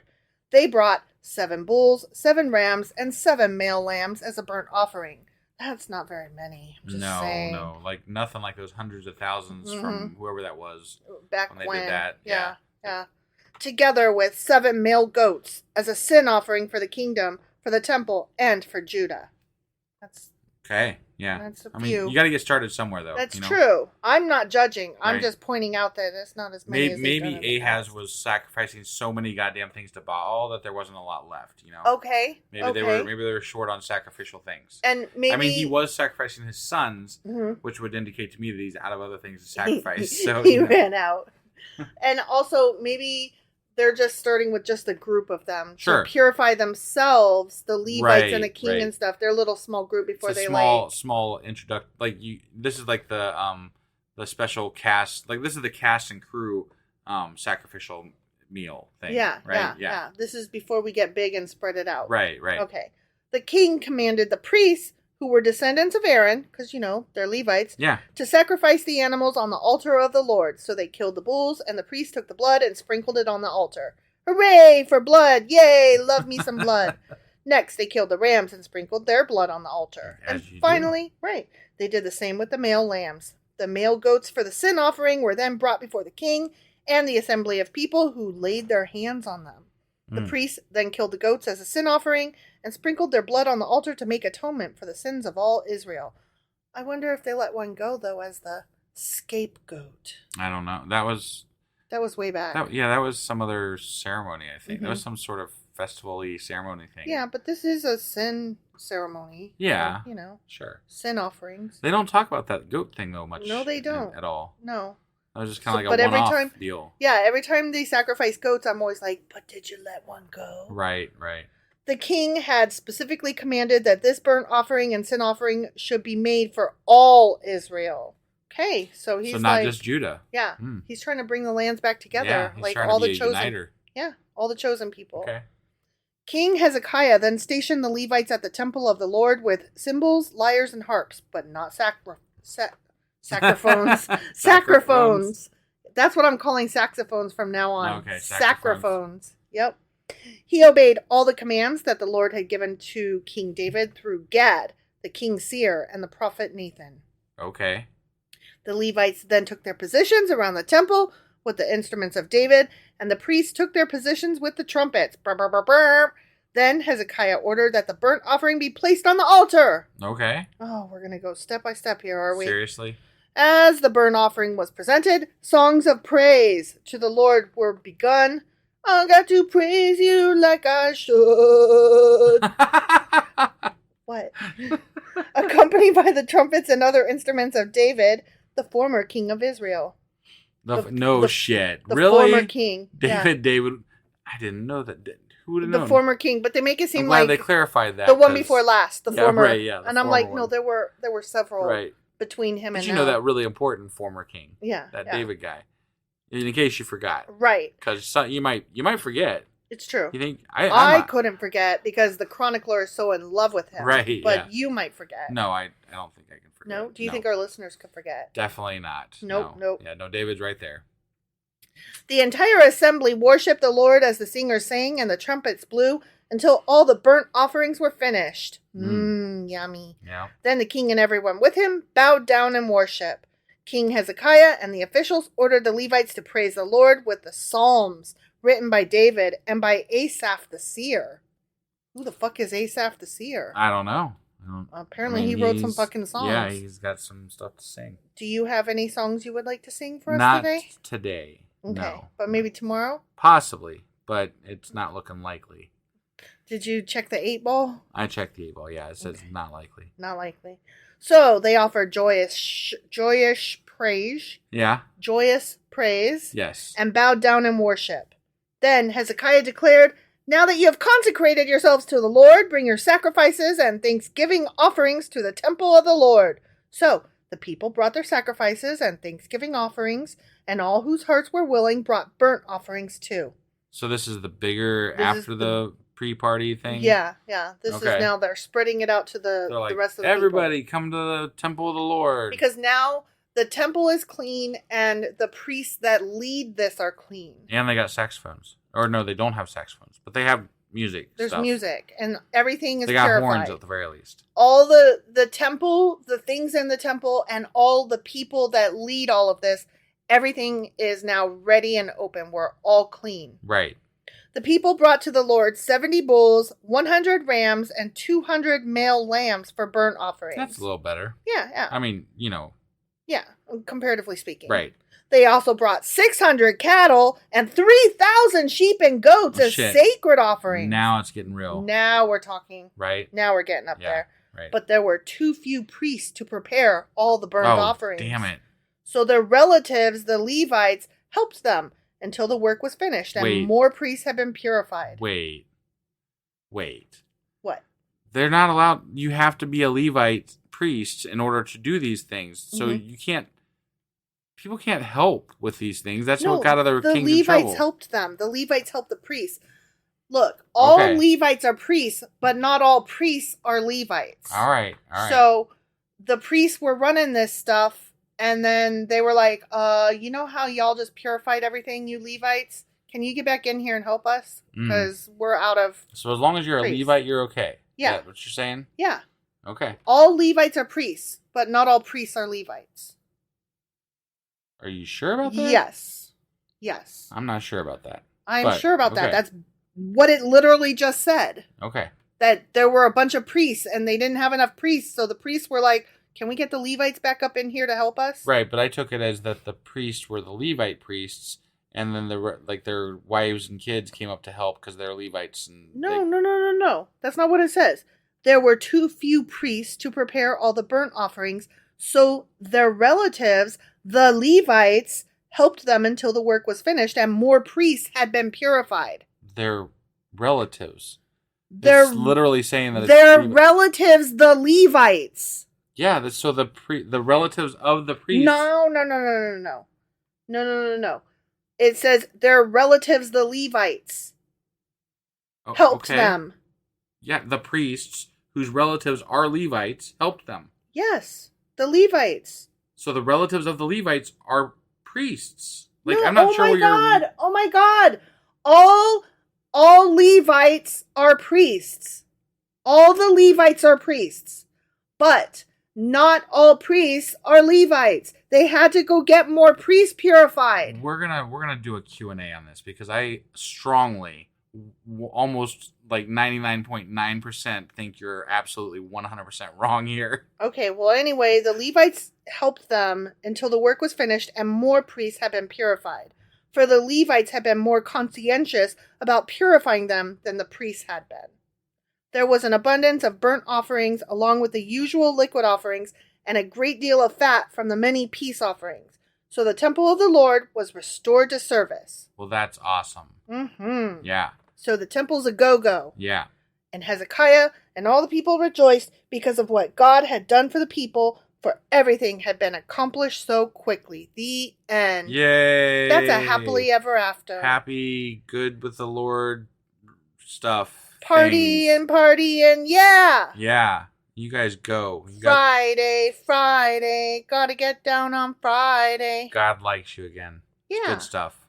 Oh my God, that reminds me. So you know how that song Friday, right?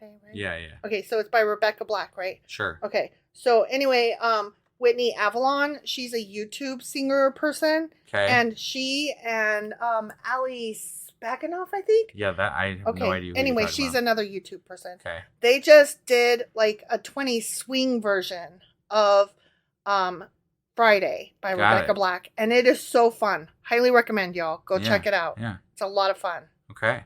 Because it's 20 style and swing. Right. That's fun. That's fun. Yeah. Okay. So on that note, that was 2 Chronicles chapter 29. Yeah.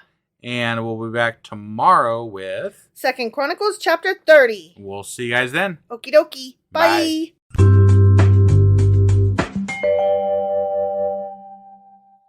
Husband. Wife. Do you remember what happened yesterday besides the fact that I was wrong? Yeah. How are you? Who's let's see. Who can be priests? Only Levites can be priests. Yeah. Which I said that. Right. The thing that I was wrong about was I said all Levites are priests, but not all priests are Levites. And the fact of the matter is not all Levites are priests. Right. So sorry I was wrong. Okay. Okay? Yeah. Yeah. Okay. I was wrong and you were right. You brought it up. So. I was wrong and you were right. I was wrong and you were right. I'm sorry. You're the best and I'm the worst. You're pretty and I'm ugly. Whatever. The end. Anyway, Hezekiah, he was kind of a good king, I guess, in God's eyes. There was much rejoicing. Yeah. They did so many... they burn a lot of things. Burnings and cleansings. Right. And yeah, they did. They cleaned the defiled altars and stuff. Yeah. And they opened the doors. They did opening the door. That's a big thing. And they had not enough priests for all the people coming through there. And they were like, let's get some more priests up in here. Right.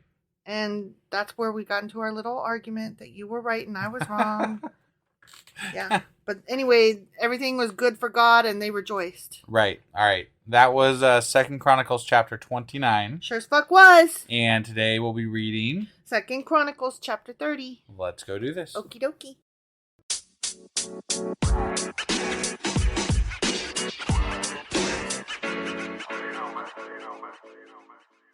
Oakley dokley. It's 2 Chronicles chapter 30. Okay. Here we go. All right. Because I'm all excited. Because it's more Hezekiah, and he is so good. He's not dead yet. He gets more than one chapter. He's just like his ancestor David, and we all know how awesome David was.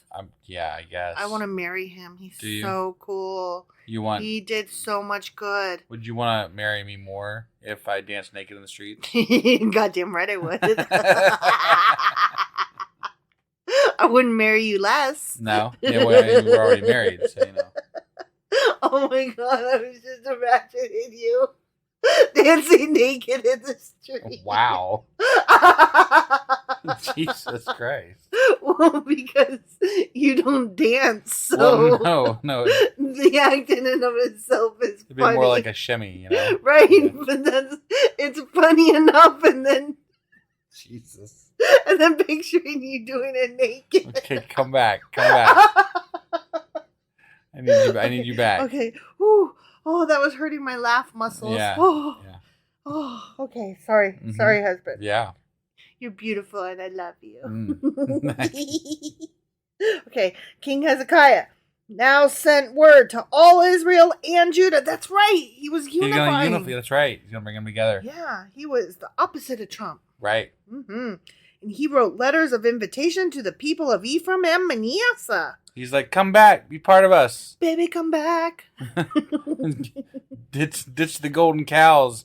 Yeah, stop doing them as pole dancing things. He asked everyone to come to the temple of the Lord at Jerusalem to celebrate the Passover of the Lord, the God of Israel. They go on Passover. Yeah. Mm-hmm. Yeah. The king, his officials, and all the community of Jerusalem decided to celebrate Passover a month later than usual. Is that something you're allowed to do? I don't know. That seems like that would be kind of set in stone. Oh, here we go. Here we go. They were unable. This should be parentheses voice, but it's not. It's not in parentheses, but it feels like it should be. Okay. They were unable to celebrate it at the prescribed time because not enough priests could be purified by then, and the people had not yet assembled at Jerusalem. Wow. So, I mean, they were like, God, we want to praise you so much that we're going to be late. Please don't smite us because we're trying to praise you over here. Got it. We're trying to praise you so good. Yeah. No smiting. This is our rain out date, man. Smite or no smiting. Rain out date.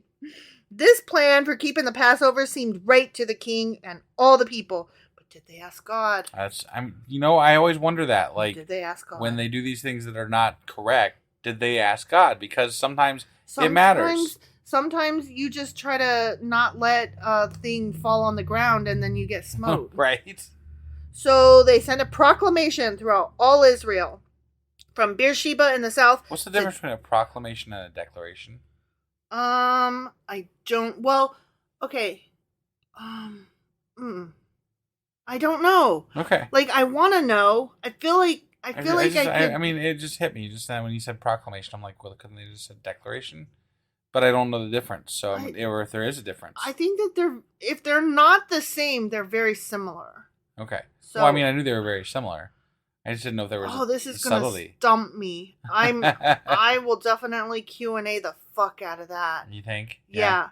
Make a note of that. I need to know declaration, proclamation, sublimation. What? So they sent a proclamation throughout all Israel from Beersheba in the south to Dan in the north, inviting everyone to come to Jerusalem to celebrate the Passover of the Lord, the God of Israel. Party! Woo, woo! The people had not been celebrating it in great numbers as required in the law. Wait, it's required to celebrate in great numbers in the law? I guess. What happens if you all die? I mean, you're breaking the law just by not having enough people? I think it's a poorly phrased sentence. Okay. It says the people had not been celebrating it in great numbers as required by the law. I don't think it's the numbers that are that are required. I think that they're saying great numbers of them had not been celebrating it, and celebrating it is required in the law. Okay. I don't think the great numbers. I don't think that the law is like, you guys got to celebrate in great numbers. Okay. I think the law is like, y'all all got to celebrate. Got it. I think it's a very poorly phrased sentence. I could be wrong. I often am. Okay. I just was yesterday. Right. Yeah.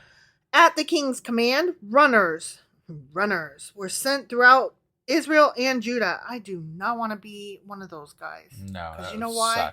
Because they run. Don't you think you get a little bit outside of town? You're like, I'm just going to kind of... I'm going to be a walker now. Yeah. I'm going to be a stroller. I'm going to be a hitchhiker. I'm going to be a skipper. Hey, you got a cart, man. Can I just sit in the back for a bit? All right. Yeah. They carried letters that said, "Oh, people of Israel, return to the Lord, the God of Abraham, Isaac, and Israel. Israel, return to the God of Israel, so that he will return to the few of us who have survived the conquest of the Assyrian kings. Do not be like your ancestors and relatives who abandoned the Lord, the God of their ancestors, and become an object of derision, as you yourselves can see. Right. Do not be stubborn as they were, but submit yourselves to the Lord. Come to his temple, which he has set apart as holy forever." And so you can give us money and offerings. We and do stuff. Want that sweet cash. I mean, I think that's really what they're doing. They're like, let's get some money from all over the place. Like, why should we stop with just Judah? Yeah, exactly. Worship the Lord your God so that his fierce anger will turn away from you.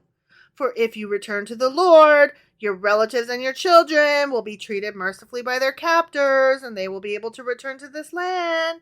Hello. So, if you just pray hard enough, they will come home. You're going to get captured.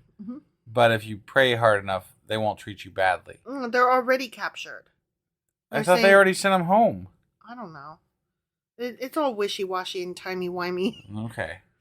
For the Lord your God is gracious and merciful. If you return to him, he will not continue to turn his face from you. Maybe God should be the grown-up here and not turn his face away in the first place. Right. Maybe God should show his fucking face, and then they wouldn't be bad. Maybe he could, like, personally reach out and, teach society. That would be cool. How to be better. Oh my gosh. Because he's God. And he could be a great leader of men. Yeah. That would be cool. I mean, really, if he just showed his goddamn face. That's what I'm saying. I think there'd be a lot of people be like, oh, I guess I better shape up. Yeah. You know? Because that one guy, man, he got smote when he just pick up sticks on the wrong day. So, He wouldn't even have to make a huge, it wouldn't have to be like all the time. Just wouldn't have to be big. Maybe like once a decade, just show up and be like, yo, I'm God, yo. Don't forget me. Yeah, right? Don't forget. Yeah. The runners went from town to town throughout Ephraim and Manasseh. And as far as the what the fuck? territory. Fuck you. Of Zebulon. I thought it was a broken record for a second. Tear. I couldn't get it out. I was stumbling. And what's that word? What's that word where you... stuttering. I was stuttering. Yeah. I was stuck, honestly. Okay, territory of Zebulon. But most of the people just laughed at the runners and made fun of them. What? Oh, shit. I did not expect Look at that dumbass running. I did not expect that sentence. He's running for the Lord. I wonder if he dances naked. Okay, sorry. I just got to read that again because I literally was not expecting that sentence. Yeah. But most of the people just laughed at the runners and made fun of them. Maybe they had silly costumes or something. Hey! I'm just saying. Wow! Hey! Come celebrate the Lord! I would make fun of them too. Right. However, some people from Asher, Manasseh, and Zebulon humbled themselves and went to Jerusalem. Good for them. Good for them. At the same time, God's hand was on the people in the land of Judah, giving them all one heart to obey the orders of the king and his officials who were following the word of the Lord. His hand was on them. Wouldn't you... Get your hand off me, man! Yeah, so but shouldn't they be following the Lord as opposed... Like, shouldn't it be like in the order of Lord and then King? Right? But the way they phrase it is like King and then Lord. You follow your King, and if your King is following the Lord, then y'all are in good shape. Yeah. In good hands. That's what I've been saying for ages now. Y'all are always going to be following the King. So if he doesn't follow the Lord, then you're fucked. all fucked. Right. You're just all across the board fucked. You're supposed to die for your beliefs and no thank you. No, thank you. I'm not willing to be a martyr for that. Right. Sorry. Yeah. I don't need to have a prayer thingy in my house that bad. Right.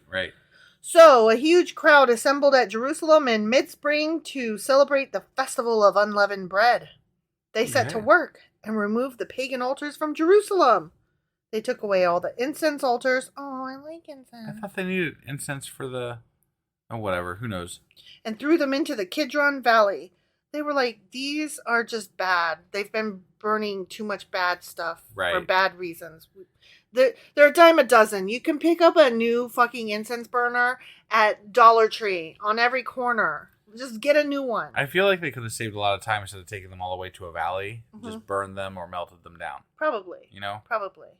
But maybe the valley was right outside town. Maybe they didn't really want to melt them down or burn them because they're going to just go back and collect them later. Yeah. Just saying. That's true. Right. Yeah. On the 14th day of the second month. Okay. You keeping count? Yeah. 1 month later than usual. The people slaughtered the Passover lamb. Whee! I like slaughtering. Yeah. That's a good word. This shamed the priests and Levites. So they purified themselves and brought burnt offerings to the temple of the Lord. Wait, what? Is the Passover lamb like the turkeys that get a pass on Thanksgiving at the White House?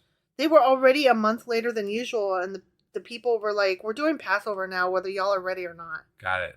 And the priests and Levites were like, oh, well, okay, I guess we're doing Passover now. Right, but why did slaughtering that lamb bring shame to them?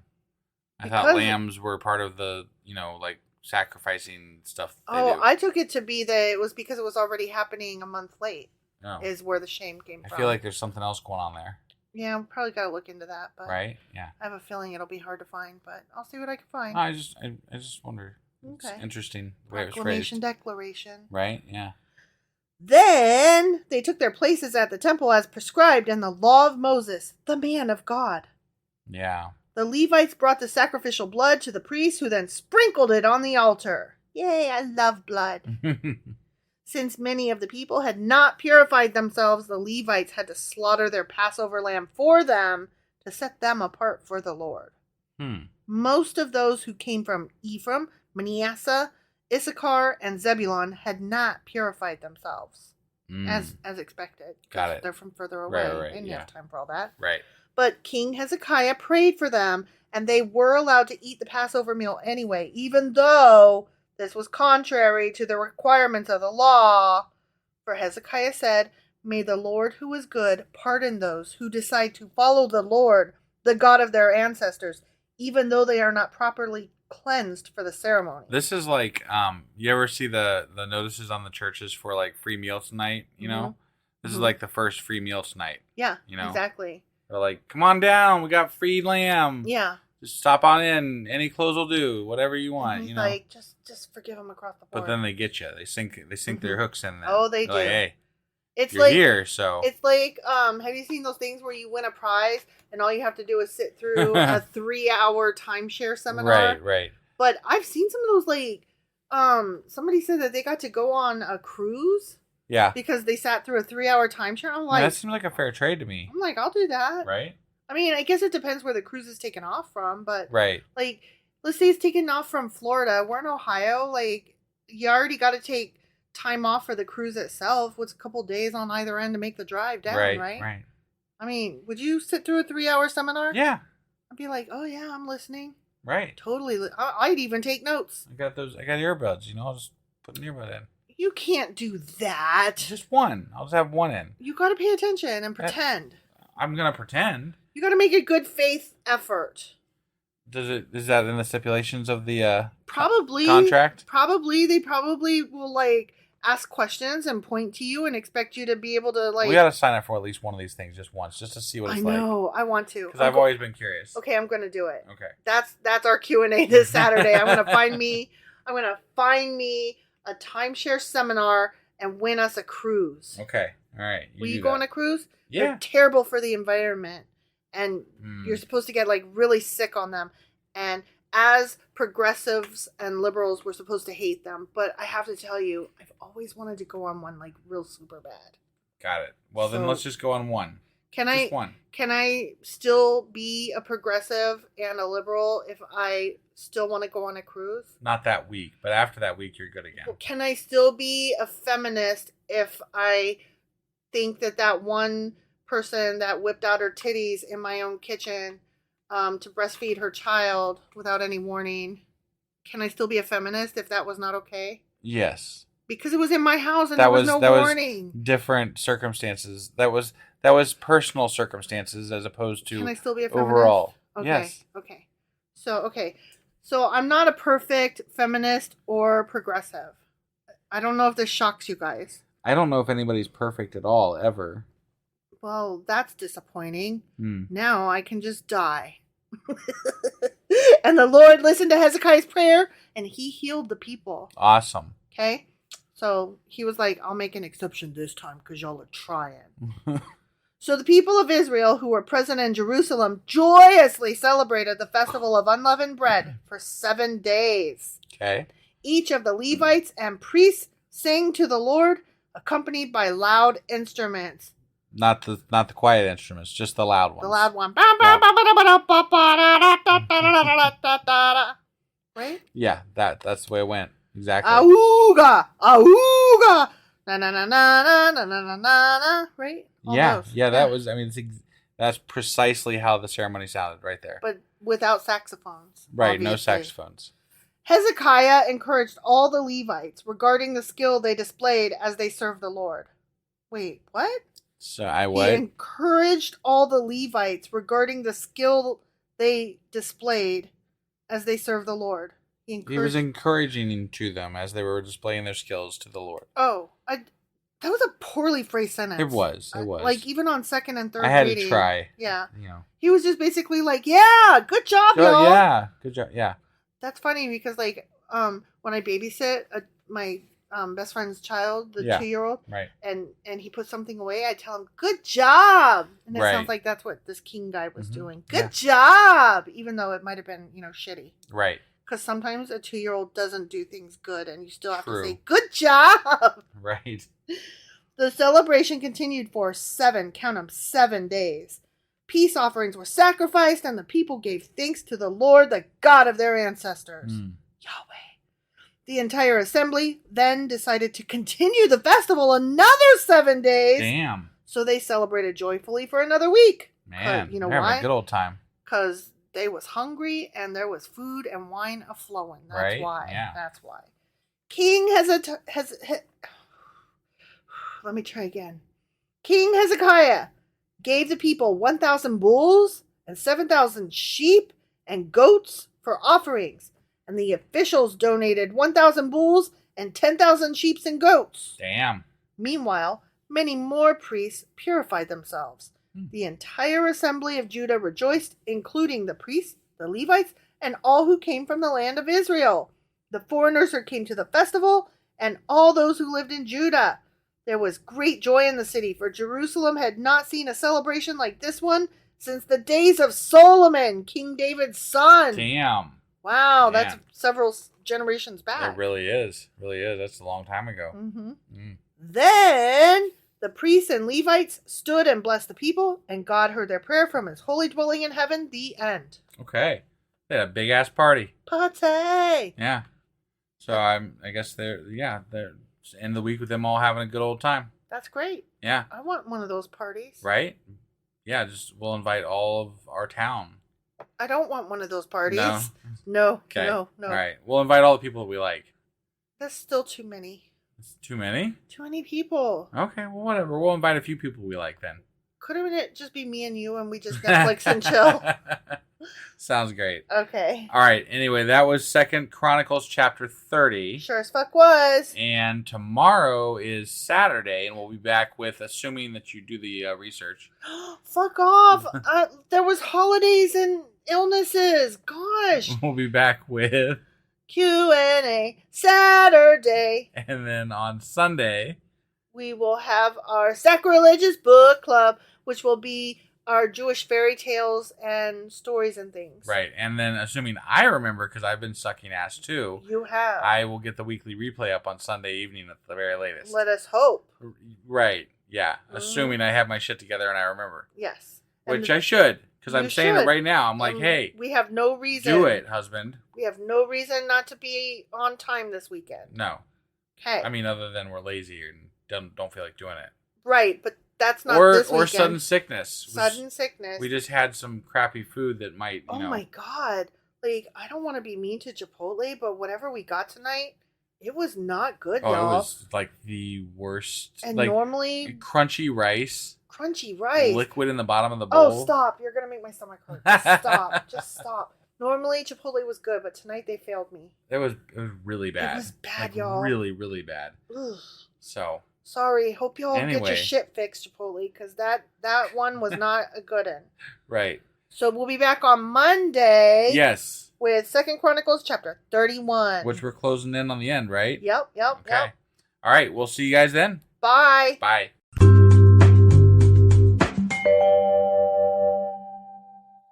Husband. Wife. Do you know what today is? It's Saturday. It sure as fuck is. And what's on Saturday?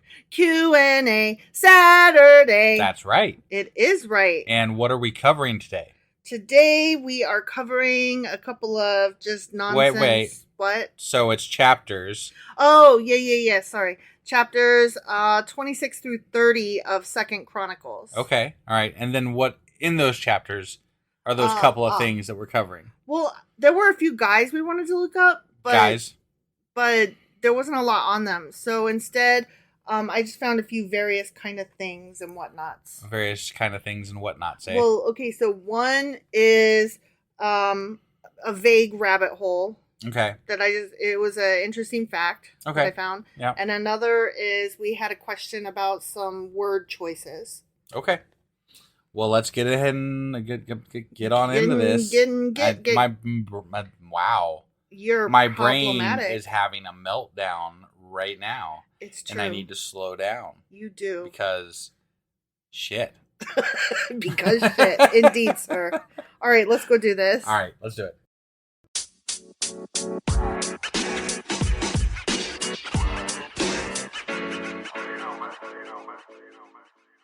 Okay, so remember I said that there were some guys? Yeah, guys. And we had questions about them. One of them... Yeah. Oh my God, stop. I'm being annoying, sorry. You are. Yeah.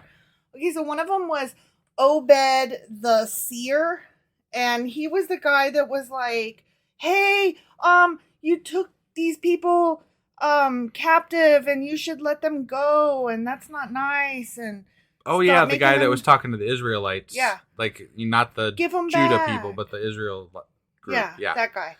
Yeah. Okay. And so I was like, okay, let's look him up and see, what he about. Right. Why is all of Israel listening to this one dude about God? You know who he was? Who was he? Nobody? The guy that did that. The guy. That's it. That's all you get. That's boring. I know. Oh, okay. There was a couple just other some guys. dude just yelled at Israel. Yeah. Hey, Israel. Yep. Listen up. And they did. I'm nobody, but listen. Yeah. Okay. Yeah.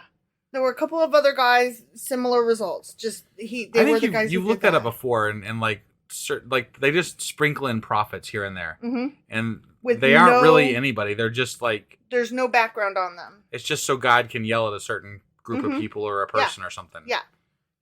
So that's why I didn't have a lot of solid Q&A pertaining to these chapters, and these are just general things. Yeah, well, I think it's kind of difficult for our Q&As right now just because we're recovering stuff that's already been covered. Right, exactly. So that makes this a little bit more difficult on us right now. So it is what it is. It is what it is, but I did find this really interesting commentary that talked about, okay, so remember how they were turning their back on God, right? Yeah. There's somebody who said that the idea that they were turning their back on God could also be understood to be literal, not just metaphorical. Okay. Because according to 2 Kings, remember when Ahaz, the altar was moved and they replaced the altars and all that? Like they were doing bad stuff, right? Only kind of. Okay. I mean, yeah. Ahaz was a bad king and he had his people doing bad stuff. Right. Okay? Yeah. So when they moved the altars, they moved them to the east. in the manner of pagan altars instead of toward the west as per God's commands. Oh. So that way it was understood that they literally had to turn their back to the temple and the Ark of God to stand before the altar. Okay. So I thought that was interesting. Like, yeah. I guess okay. I guess maybe, but it seemed, why would you make that a metaphor instead of just like, why would you say that they're turning their backs instead of just saying that they turned the altar and now they, like, it just takes one extra step, you know? Well, it was basically, it's not that he's saying, I guess it could have been lost in translation too. That, but he's saying that it's interesting that yes, they metaphorically turn their backs on God. Like, right. You know, you turn your back on lots of things, right? Sure. But in this case, they were also doing it very literally. So it's not that they weren't turning their backs metaphorically. They were. Right. It's just that, but they were also doing it literally. Well, I'd like to point out that this literal turning your back on God thing was done by the fucking king yet again. Right. And the people ended up ultimately paying a price for that. For the king's actions. Yes. Not their actions necessarily. They keep getting blamed for being bad. Right. But they're following their king, who is, you know, generally going to be the person that is going to punish them and make the laws and rules. Right. So, and the king is like, we are going to pray to God over here instead of over there. And the people are like, oh, okay. What are they going to do? Go in there and change it around? Like, that guarantees you're going to die. Right. Because your king did that. And let us point out, they're probably only going in to pray in the first place because they have to. I mean, sure. Partly. Many people do it because they have to, even today. Right. For social reasons or what have you. Right. But there might be some that truly believed. You know, I don't want to say that there wasn't, because it's a belief that has lasted through millennia. Well, let me ask you this. I don't know how churches today are set up, but everybody who goes into a church, are they like paying attention to whether or not their altar thingy that their priest guy at the front of the room is talking to them? Are they paying attention to whether that altar is at the east or the west? No. I don't know. You always have your person that, you know, checks the length of the grass, right? So I bet somebody okay. There's always that, but I'm talking about the people in general, right, not the fucking nosy ass busybody. Right. Okay. Right, yeah. So these people, they're probably just going into the church to do their thing. Right. You know? Yep. So that was that. That was that? That was that one thing that I found. All right. Okay. Here's the other thing, and I had some thoughts about it. We had questions about the difference between the words declaration and proclamation. Yes, we did. Because they are very similar. They are. It turns out, really are. Okay. So I'm going to give you some definitions and some examples and then some food for thought. Okay. Okay? Sure. So a declaration is like an oral public statement, and it's often legalistic. Examples would include the Declaration of Independence, a declaration of war, a declaration of items before you board a plane. But you could also say, I do declare. Yeah, you can. Yes, I do declare. Yeah, because it's an oral public statement. Right? Yeah. Okay. A proclamation is a type of declaration. Okay. It's a formal public announcement or assertion, and it often comes from a head of a department or a head of state, a country, something like that. It's an assertion. Okay. And it's often done via a publication, and it's usually a non-binding notice. And examples given are an announcement of the intention to marry. Like, when you send out your save the date. Sure. That's basically a proclamation. Okay. Yep. Now, here are two really, really big uses of each of the terms, and I'm going to give you some food for thought that they are being done exactly opposite of how they should be. Okay? Yep. So for declaration, we have Declaration of Independence. Yep. And for proclamation, we have the Emancipation Proclamation. Right? Yeah. Okay. So, based on what I just told you, a declaration would be not necessarily, okay, how do I want to say this? Because I had this straight in my head like 30 minutes ago before we did this. Okay, let me start over. Okay. So, I said that a declaration is often legalistic, right? Sure. The Declaration of Independence was created by a group that was not yet a legal entity. Right. Interesting, right? Sure. Now, the Emancipation Proclamation... And you could say that they were just asserting their independence from... It should have been a proclamation. Right. Opposite of that is the Emancipation Proclamation. Which was a law. Which was a law put forth by a legal entity. Right. That was a legal assertion. Right, right. That should have been a declaration. Got it. And that is my so food you for found thought. misprints in U.S. history. Well, I wouldn't say they're misprints. I would just say that since we are asking the difference between the two words, sure, and those are the most famous worldwide examples of the use of those two words. Right, right. I would propose, I would suggest, I would urge you to consider that perhaps those two should be flipped. That we should have the proclamation of independence, and that we should have the Declaration of Emancipation. Yeah.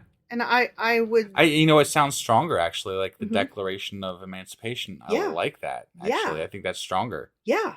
So, I vote... Well, my vote would be, let's make that happen. If Twitter wasn't such an asshole place right now, I would say do a Twitter poll, Yeah. They wouldn't... you don't get a chance to, explain your reasoning on a Twitter poll. It's kind of like, I was in high school biology, maybe.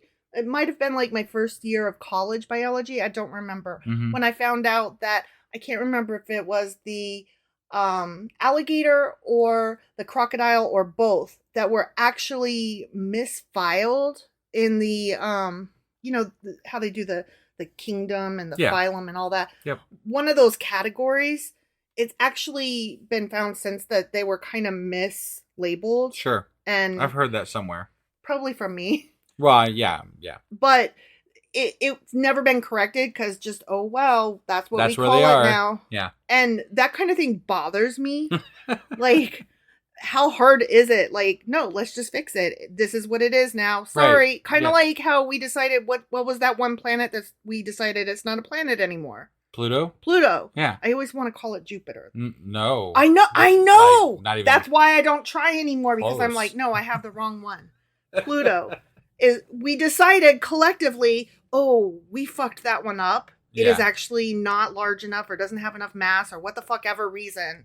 We decided it cannot actually be classified as a planet, right? Yeah. So we are capable of making these corrections to errors. Sure. That is evolution. That is growth. That is keeping up with new knowledge, you know? So it really bothers me that we can't talk about this. Yeah. I bet there's a whole subreddit for it somewhere. Oh, I bet it is. You think? Somebody send me that conversation. I am so about it.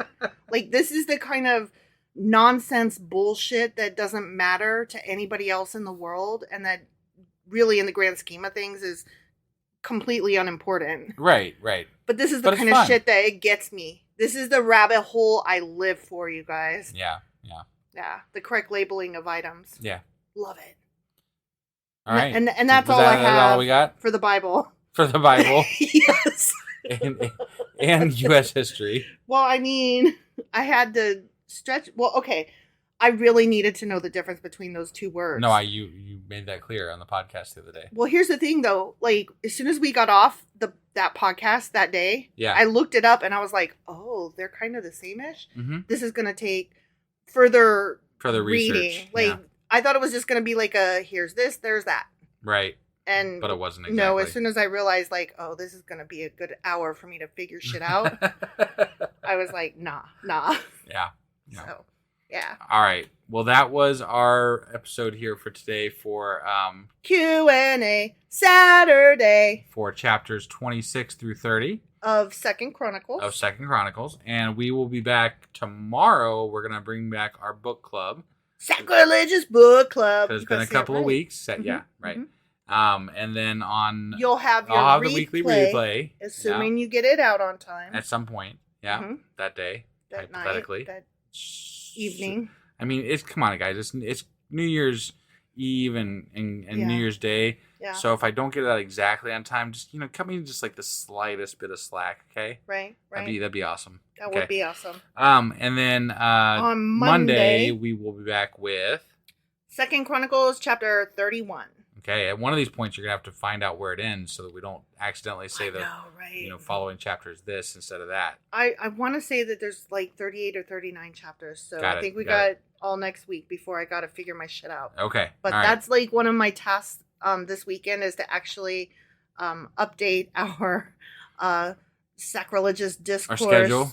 Yeah, our podcasting. Yeah, because we just kind of do this fly-by-night thing where we just like, what are we doing today? Oh, yeah, okay, let's do it. I know, and every time we finish another book of the Bible, I'm like, oh, shit, I need to update that. Right? Yeah. All right, well, thanks for stopping by, everybody, and we'll see you guys tomorrow or sometime soon. Yep. Bye.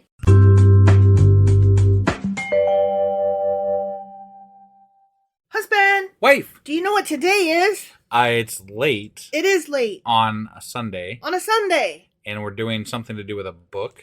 It's Sacrilegious Book Club. Yeah, that's the one. We haven't done this in a little while, feels like. I know, it's been a minute. Yeah, I had to like page through and be like, where am I? What's happening? Well, for anybody that just tunes in for our book club, which I don't know that there'd be a lot, but maybe there are. You never know. I don't know. Right. But if you just tune in for the book club, we're sorry. It's gone more... It's bi-weekly now. So here we are. We're on our bi-weekly... Because we wanted to better schedule in our Patreon episodes. So we're doing those on our off weeks. Yeah. And if you wanted some extra episodes from us, then go over and sign up on Patreon. Yeah, stupid. Because, we're having fun over there. It is fun. All right. So the book that we are reading is A Treasury of Jewish Folklore. Awesome. And the subtitle is this long thing. Let me get to it. Stories, traditions, legends, humor, wisdom, and folk songs of the Jewish people. Awesome. And this book is edited by Nathan Osubel. Okay. Yeah. And today we are getting into some wise judges. Wise judges, huh? Yeah. As opposed to the dumb judges? Oh, stop. Just stop. As opposed to judges appointed by Trump? I mean, yeah. Definitely. All right. So let's go do this? All right.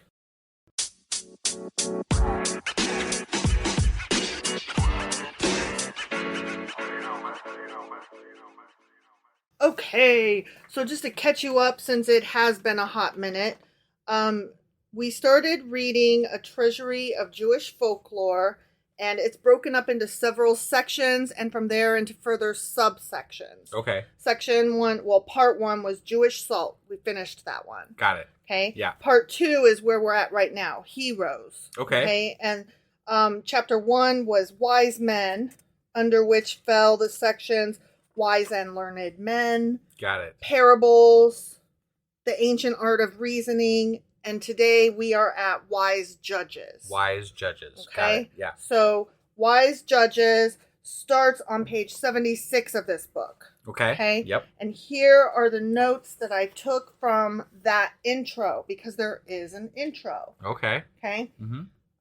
One thing the editor says is, if it was important to have wise teachers and scholars as an indispensable social necessity, it was no less desirable to have wise and incorruptible judges. Got it. Which I second that motion. Right. I mean, that could go for today. Right. Yeah.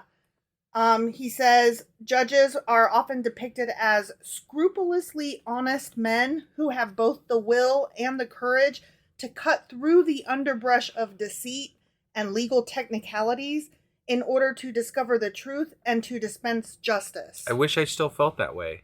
Same. Like, I wish that was the way it felt today. Mm-hmm. It doesn't feel that way oftentimes. I think that's the way we're supposed to view judges. Right. That's the idealistic view of what a judge should be. Right. Yes. The final thing that I recorded him as saying is, according to the Jewish view, a corrupt judge cannot be a wise judge. Well, there you go. And there it is. Just be like, if I'm ever in court again and it's a corrupt judge, I'll be like, you, sir, are not wise. You are not wise. I mean, definitely that would go for the Supreme Court justices that we have today. Right. At least the extremely conservative ones with an agenda that they don't even bother pretending to hide. Right. A note that I took was consider King Solomon. And then instantly I saw how wise I was in making that observation, because the first 2 stories are about King Solomon. The wisest man ever. Oh, so wise. Yeah. I mean, just remember, like, his judgment of, he forced the 2 women to split the baby in half in order to determine who was the true mother. Yeah. Right? Yep. That's the kind of wisdom that these old-fashioned folk are going for here. I mean, while it was somewhat wise, what if they were both, like, even the real mother, what if she was just petty? Right. Or not able to see past the moment, Right. And I mean, I've been there. Right. Yeah. Who hasn't, right? Right, exactly. So, I mean, he might have just, if things had gone badly, he might have just have ended up splitting the goddamn kid in half. I mean, it's a good parable. It's not good in practice. Right. But it was effective in showing that whole cutting through the bullshit that they, alluded to here. Yes. So the first story is called The Old Man and the Snake and the Judgment of Solomon. Okay. Yep. And I'm going to read this because it's pretty good. Okay. Yep. It came to pass in the time of King David, when his son Solomon was still a young lad, that an old man walking along the road in wintertime found a half-frozen snake in the road. Half-frozen. He was half-frozen. Yeah. It's almost dead. Right. The old man, bethinking himself of the command to take pity on all creatures, put the snake into his bosom to warm it. Well, that was nice. Right? He's a nice guy. Right. No sooner did the snake recover than it coiled itself around the man's body and squeezed him so hard that he nearly died. Damn. Yeah. And the old man said to the snake, "Why do you harm me and try to kill me when I saved your life? If not for me, you would have frozen to fucking death." Yeah. Right? Yeah. Continuing, the old man said, "Let us go before the court that they may decide whether you are treating me justly." Now, this is a parable story. I know.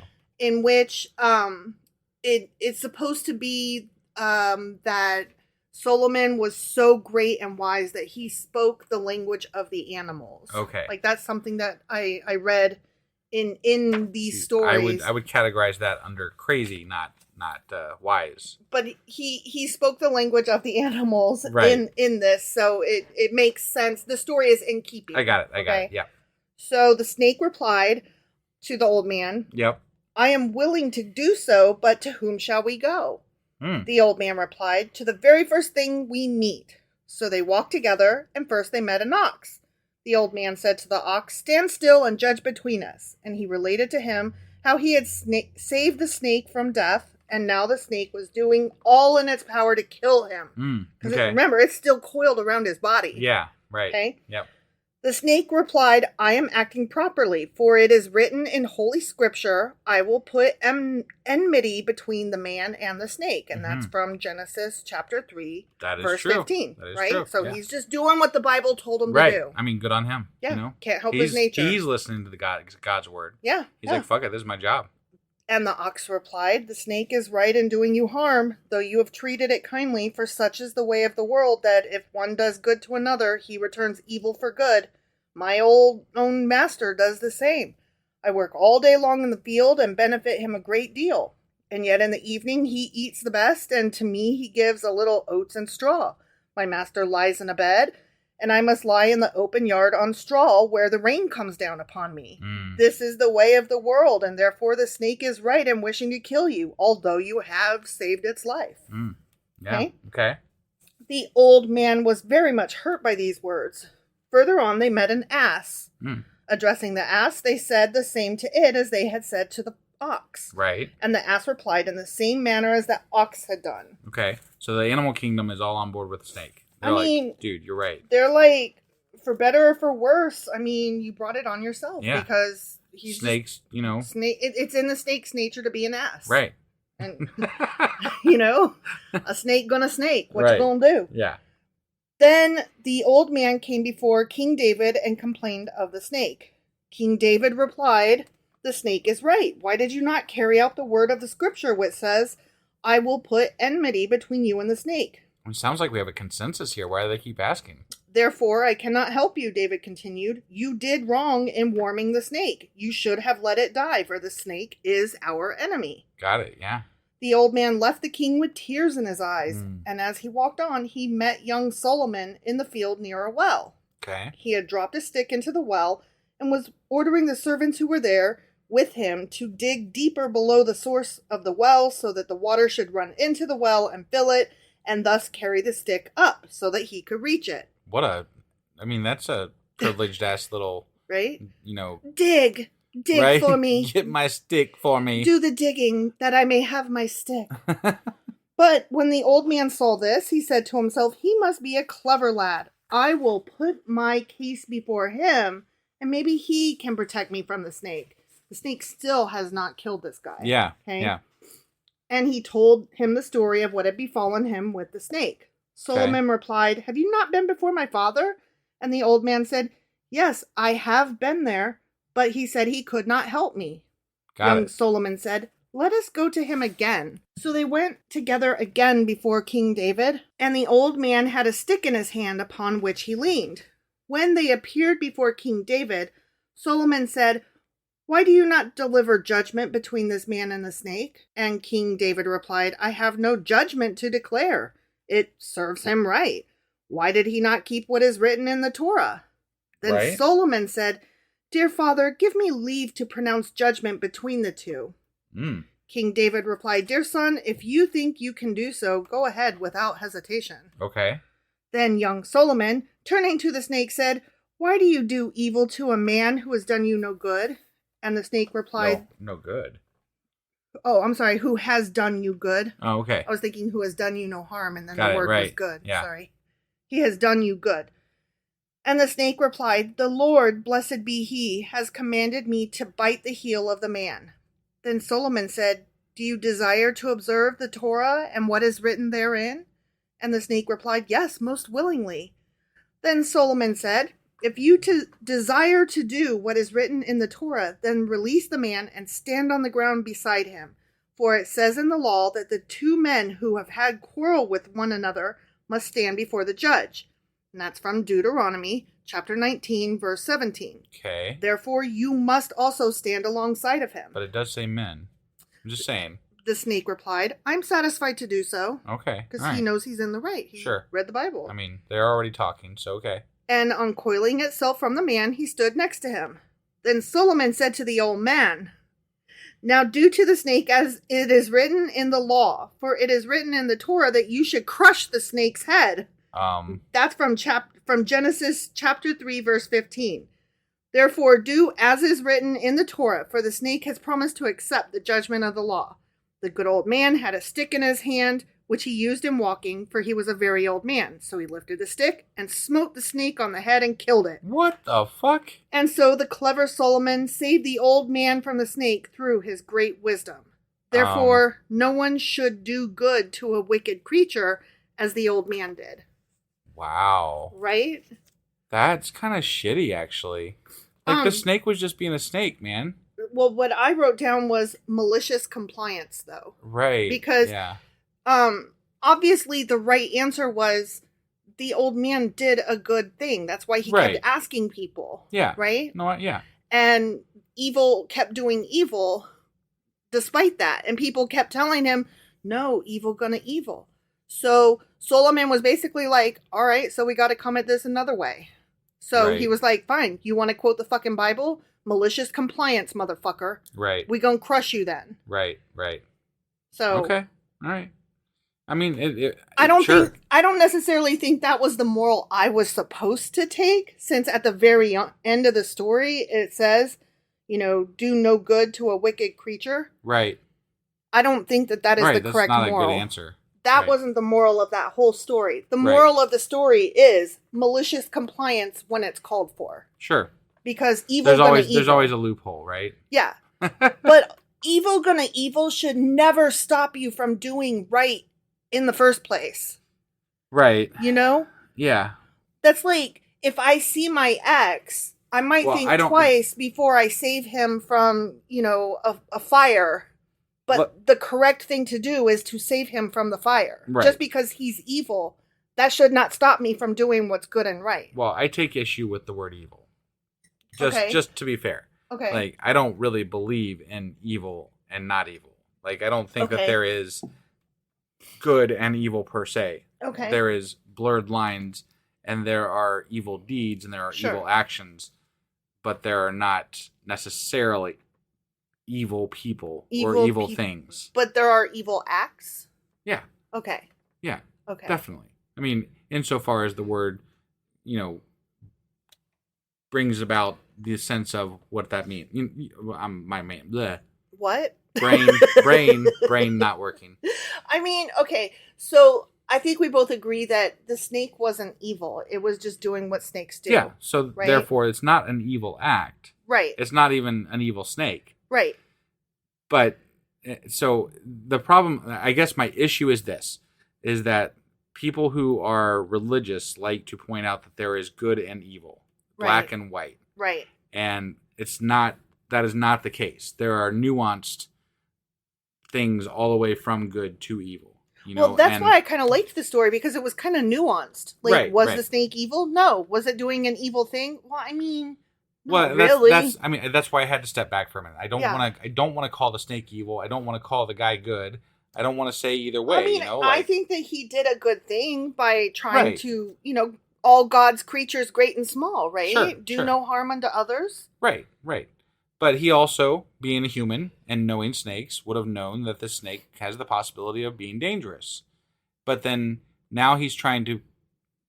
In the end, the snake got killed for being a snake, and the snake was willing to walk along this thing to be judged, and finally they tricked him into being judged and smashed in.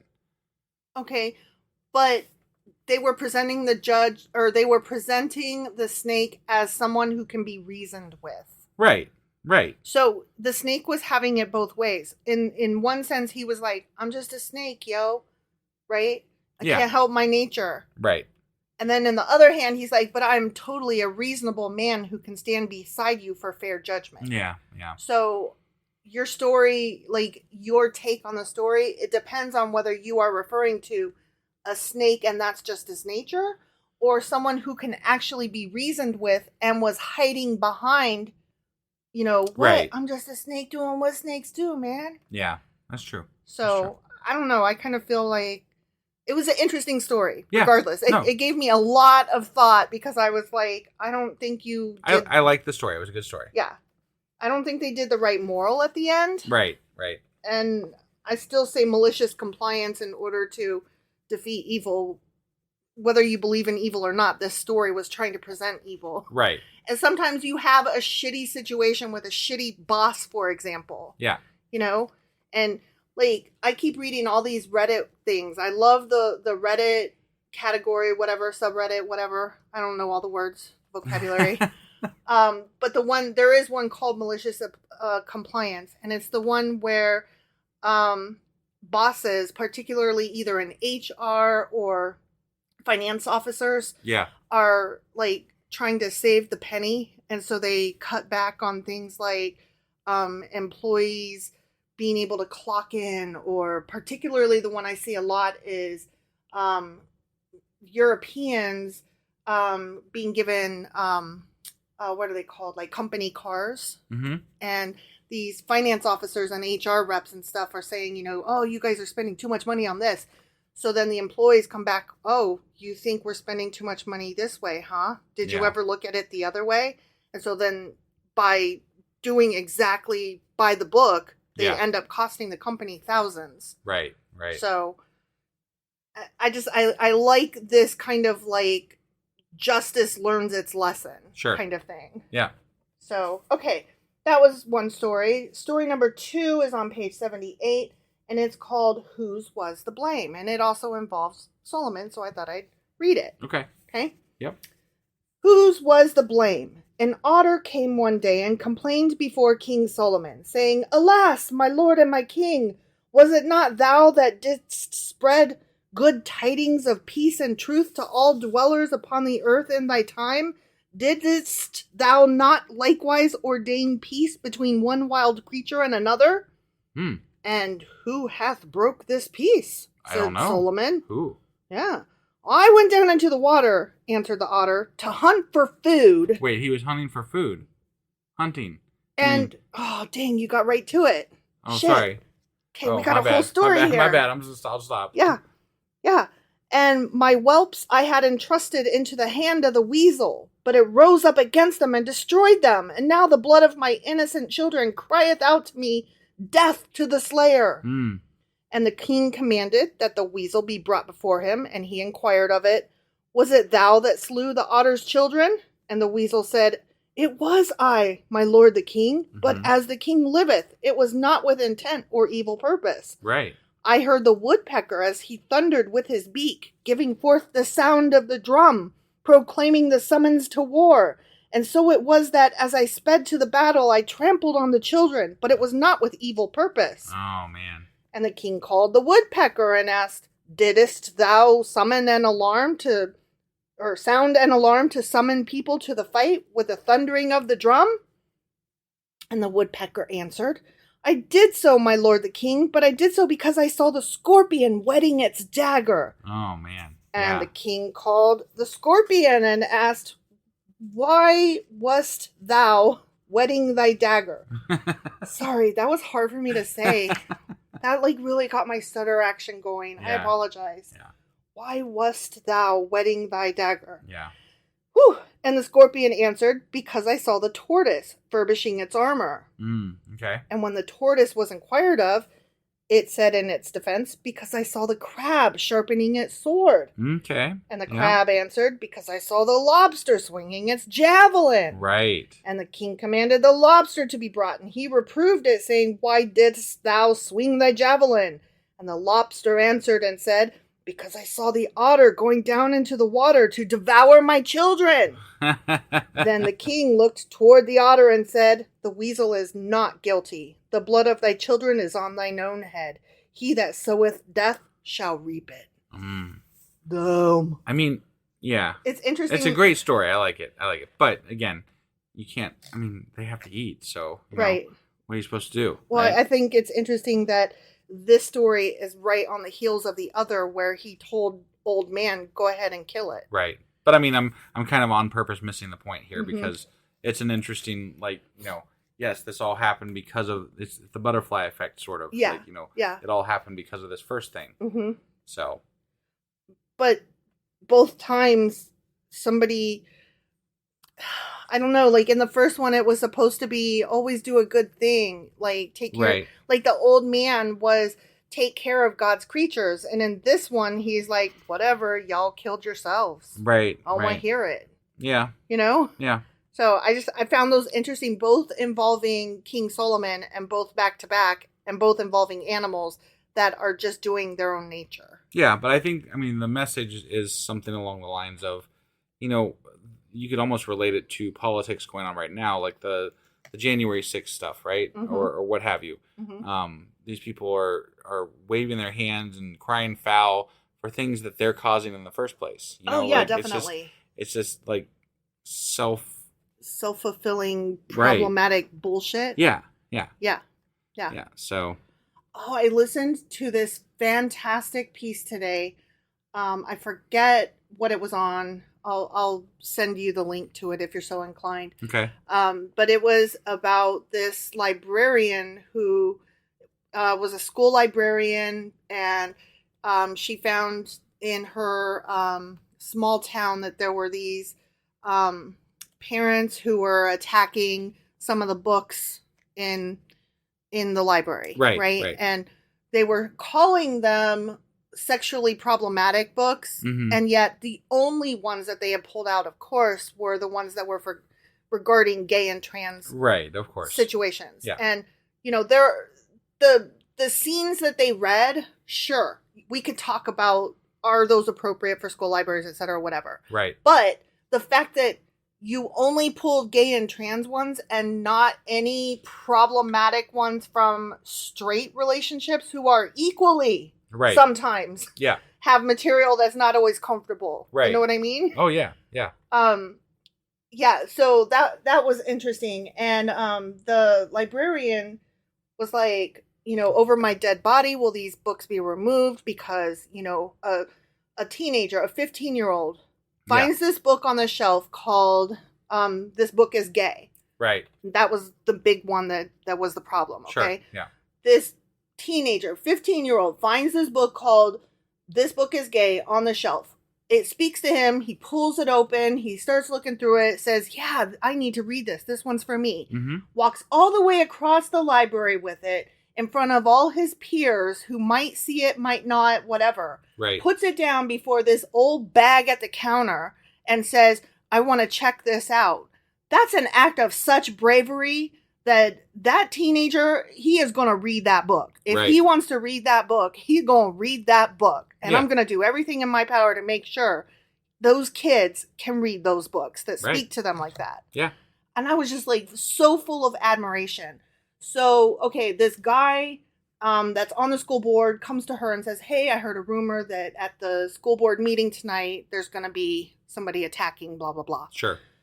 So this is during the time of coronavirus, whatever. So they're all being aired online. Right. And so she's watching online this meeting. Yeah. And not only are they talking about the material, but all of a sudden, the librarian's name falls from the fucking lady's lips, accusing her personally of being a pedophile and grooming. And how dare she check this book out to her child. And the librarian is like, oh my God, like they talk about your jaw on the floor. Right. And to hear my personhood, my livelihood, my professionalism, my training, everything that I am and who I have become and all of my education attacked like that. Like, what? Right.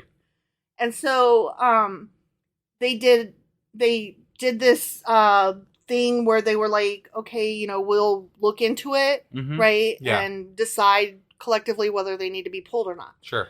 So at the next school board meeting, it was so like the majority of the meetings, nobody hardly showed up, especially since they're being aired online. Right. Right? The next one was so crowded, they had to move it to like this giant auditorium.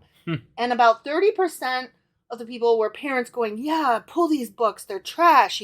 Fuck that. Right. The other 70% were students lined up down and around the fucking hallway and with all professionalism saying, this book saved my life. Or I need the choice to be able to, read what material I deem is going to be helpful for me. Or this is how this librarian helped me, blah, blah, blah, blah, blah. Like, it was astounding and amazing. That's awesome. And so in the end, they did take a vote. There was more research on should we or shouldn't we pull these books. They took the vote. 2 people abstained from voting because clearly they had kids in school and felt threatened to make a decision one way or the other. Yeah.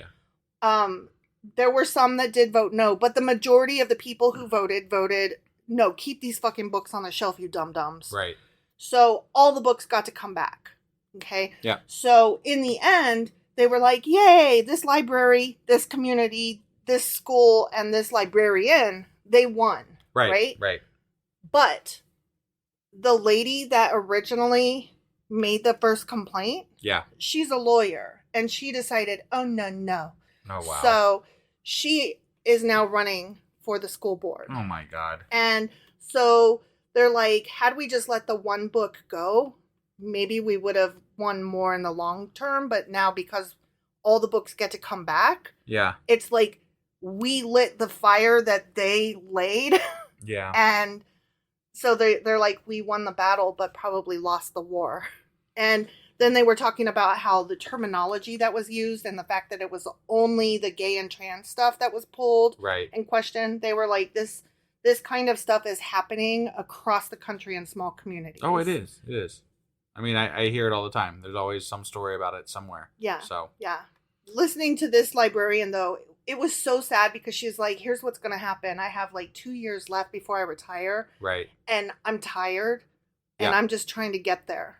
Yeah. I can't do this. I cannot keep doing this fight. This is not what I signed up for. It breaks my heart. Like, my profession is being just horrendously this is a new thing that's started happening, not just in school libraries, but libraries across America. Yeah. We should probably do something about this. Like, we should probably do an episode about this at some point. I think we probably should. Part of our passion, like who we are, Yeah. We love books. And we ought to start going to our local school board meetings. Definitely. To make sure that the people that are there are in this community. Yeah. As should we all. We should, I think one of our, things that we always talk about that we don't do enough of is being involved in local politics, because that's where you can actually make a difference. And it's obvious that the Republicans, right-wing, and Christian coalition have got that message. Right. And we haven't. Yeah, they've got no problem doing it. So, yeah. That was the last story that I wanted to read. Okay. And, yeah. So that was our book club for today? That was our book club for today. Next time we'll be getting into...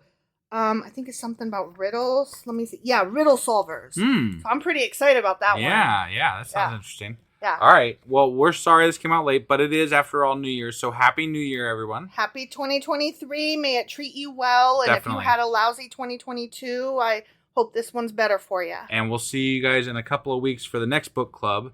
And we'll be going over what she just said. So, yep. All right. We'll see you guys then. Bye. Bye.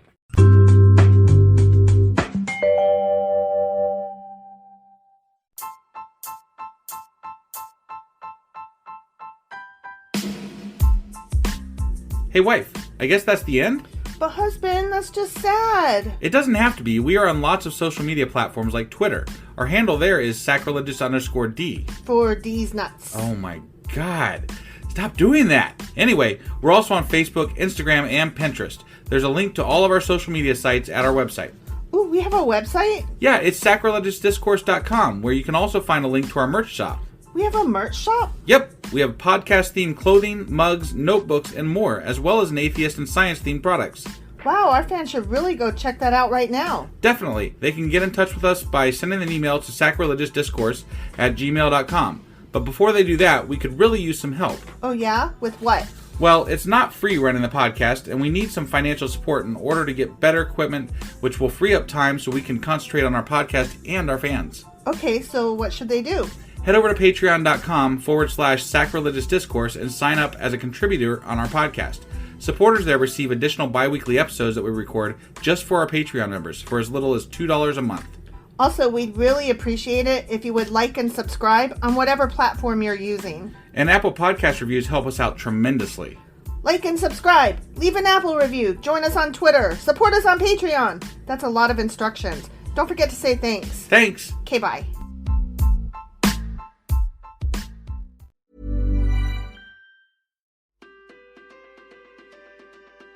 Many of us grew up without learning how to manage our finances to pursue our dreams and plans for our future. We grew up with the wrong ideas about money, thinking it's all about numbers when it has to do a lot with our emotions. How are we supposed to feel comfortable talking about money? Is there a safe space for that? There is. Head over to our feed and listen to the featured episode we recorded with Self. Don't forget to follow Self Podcast.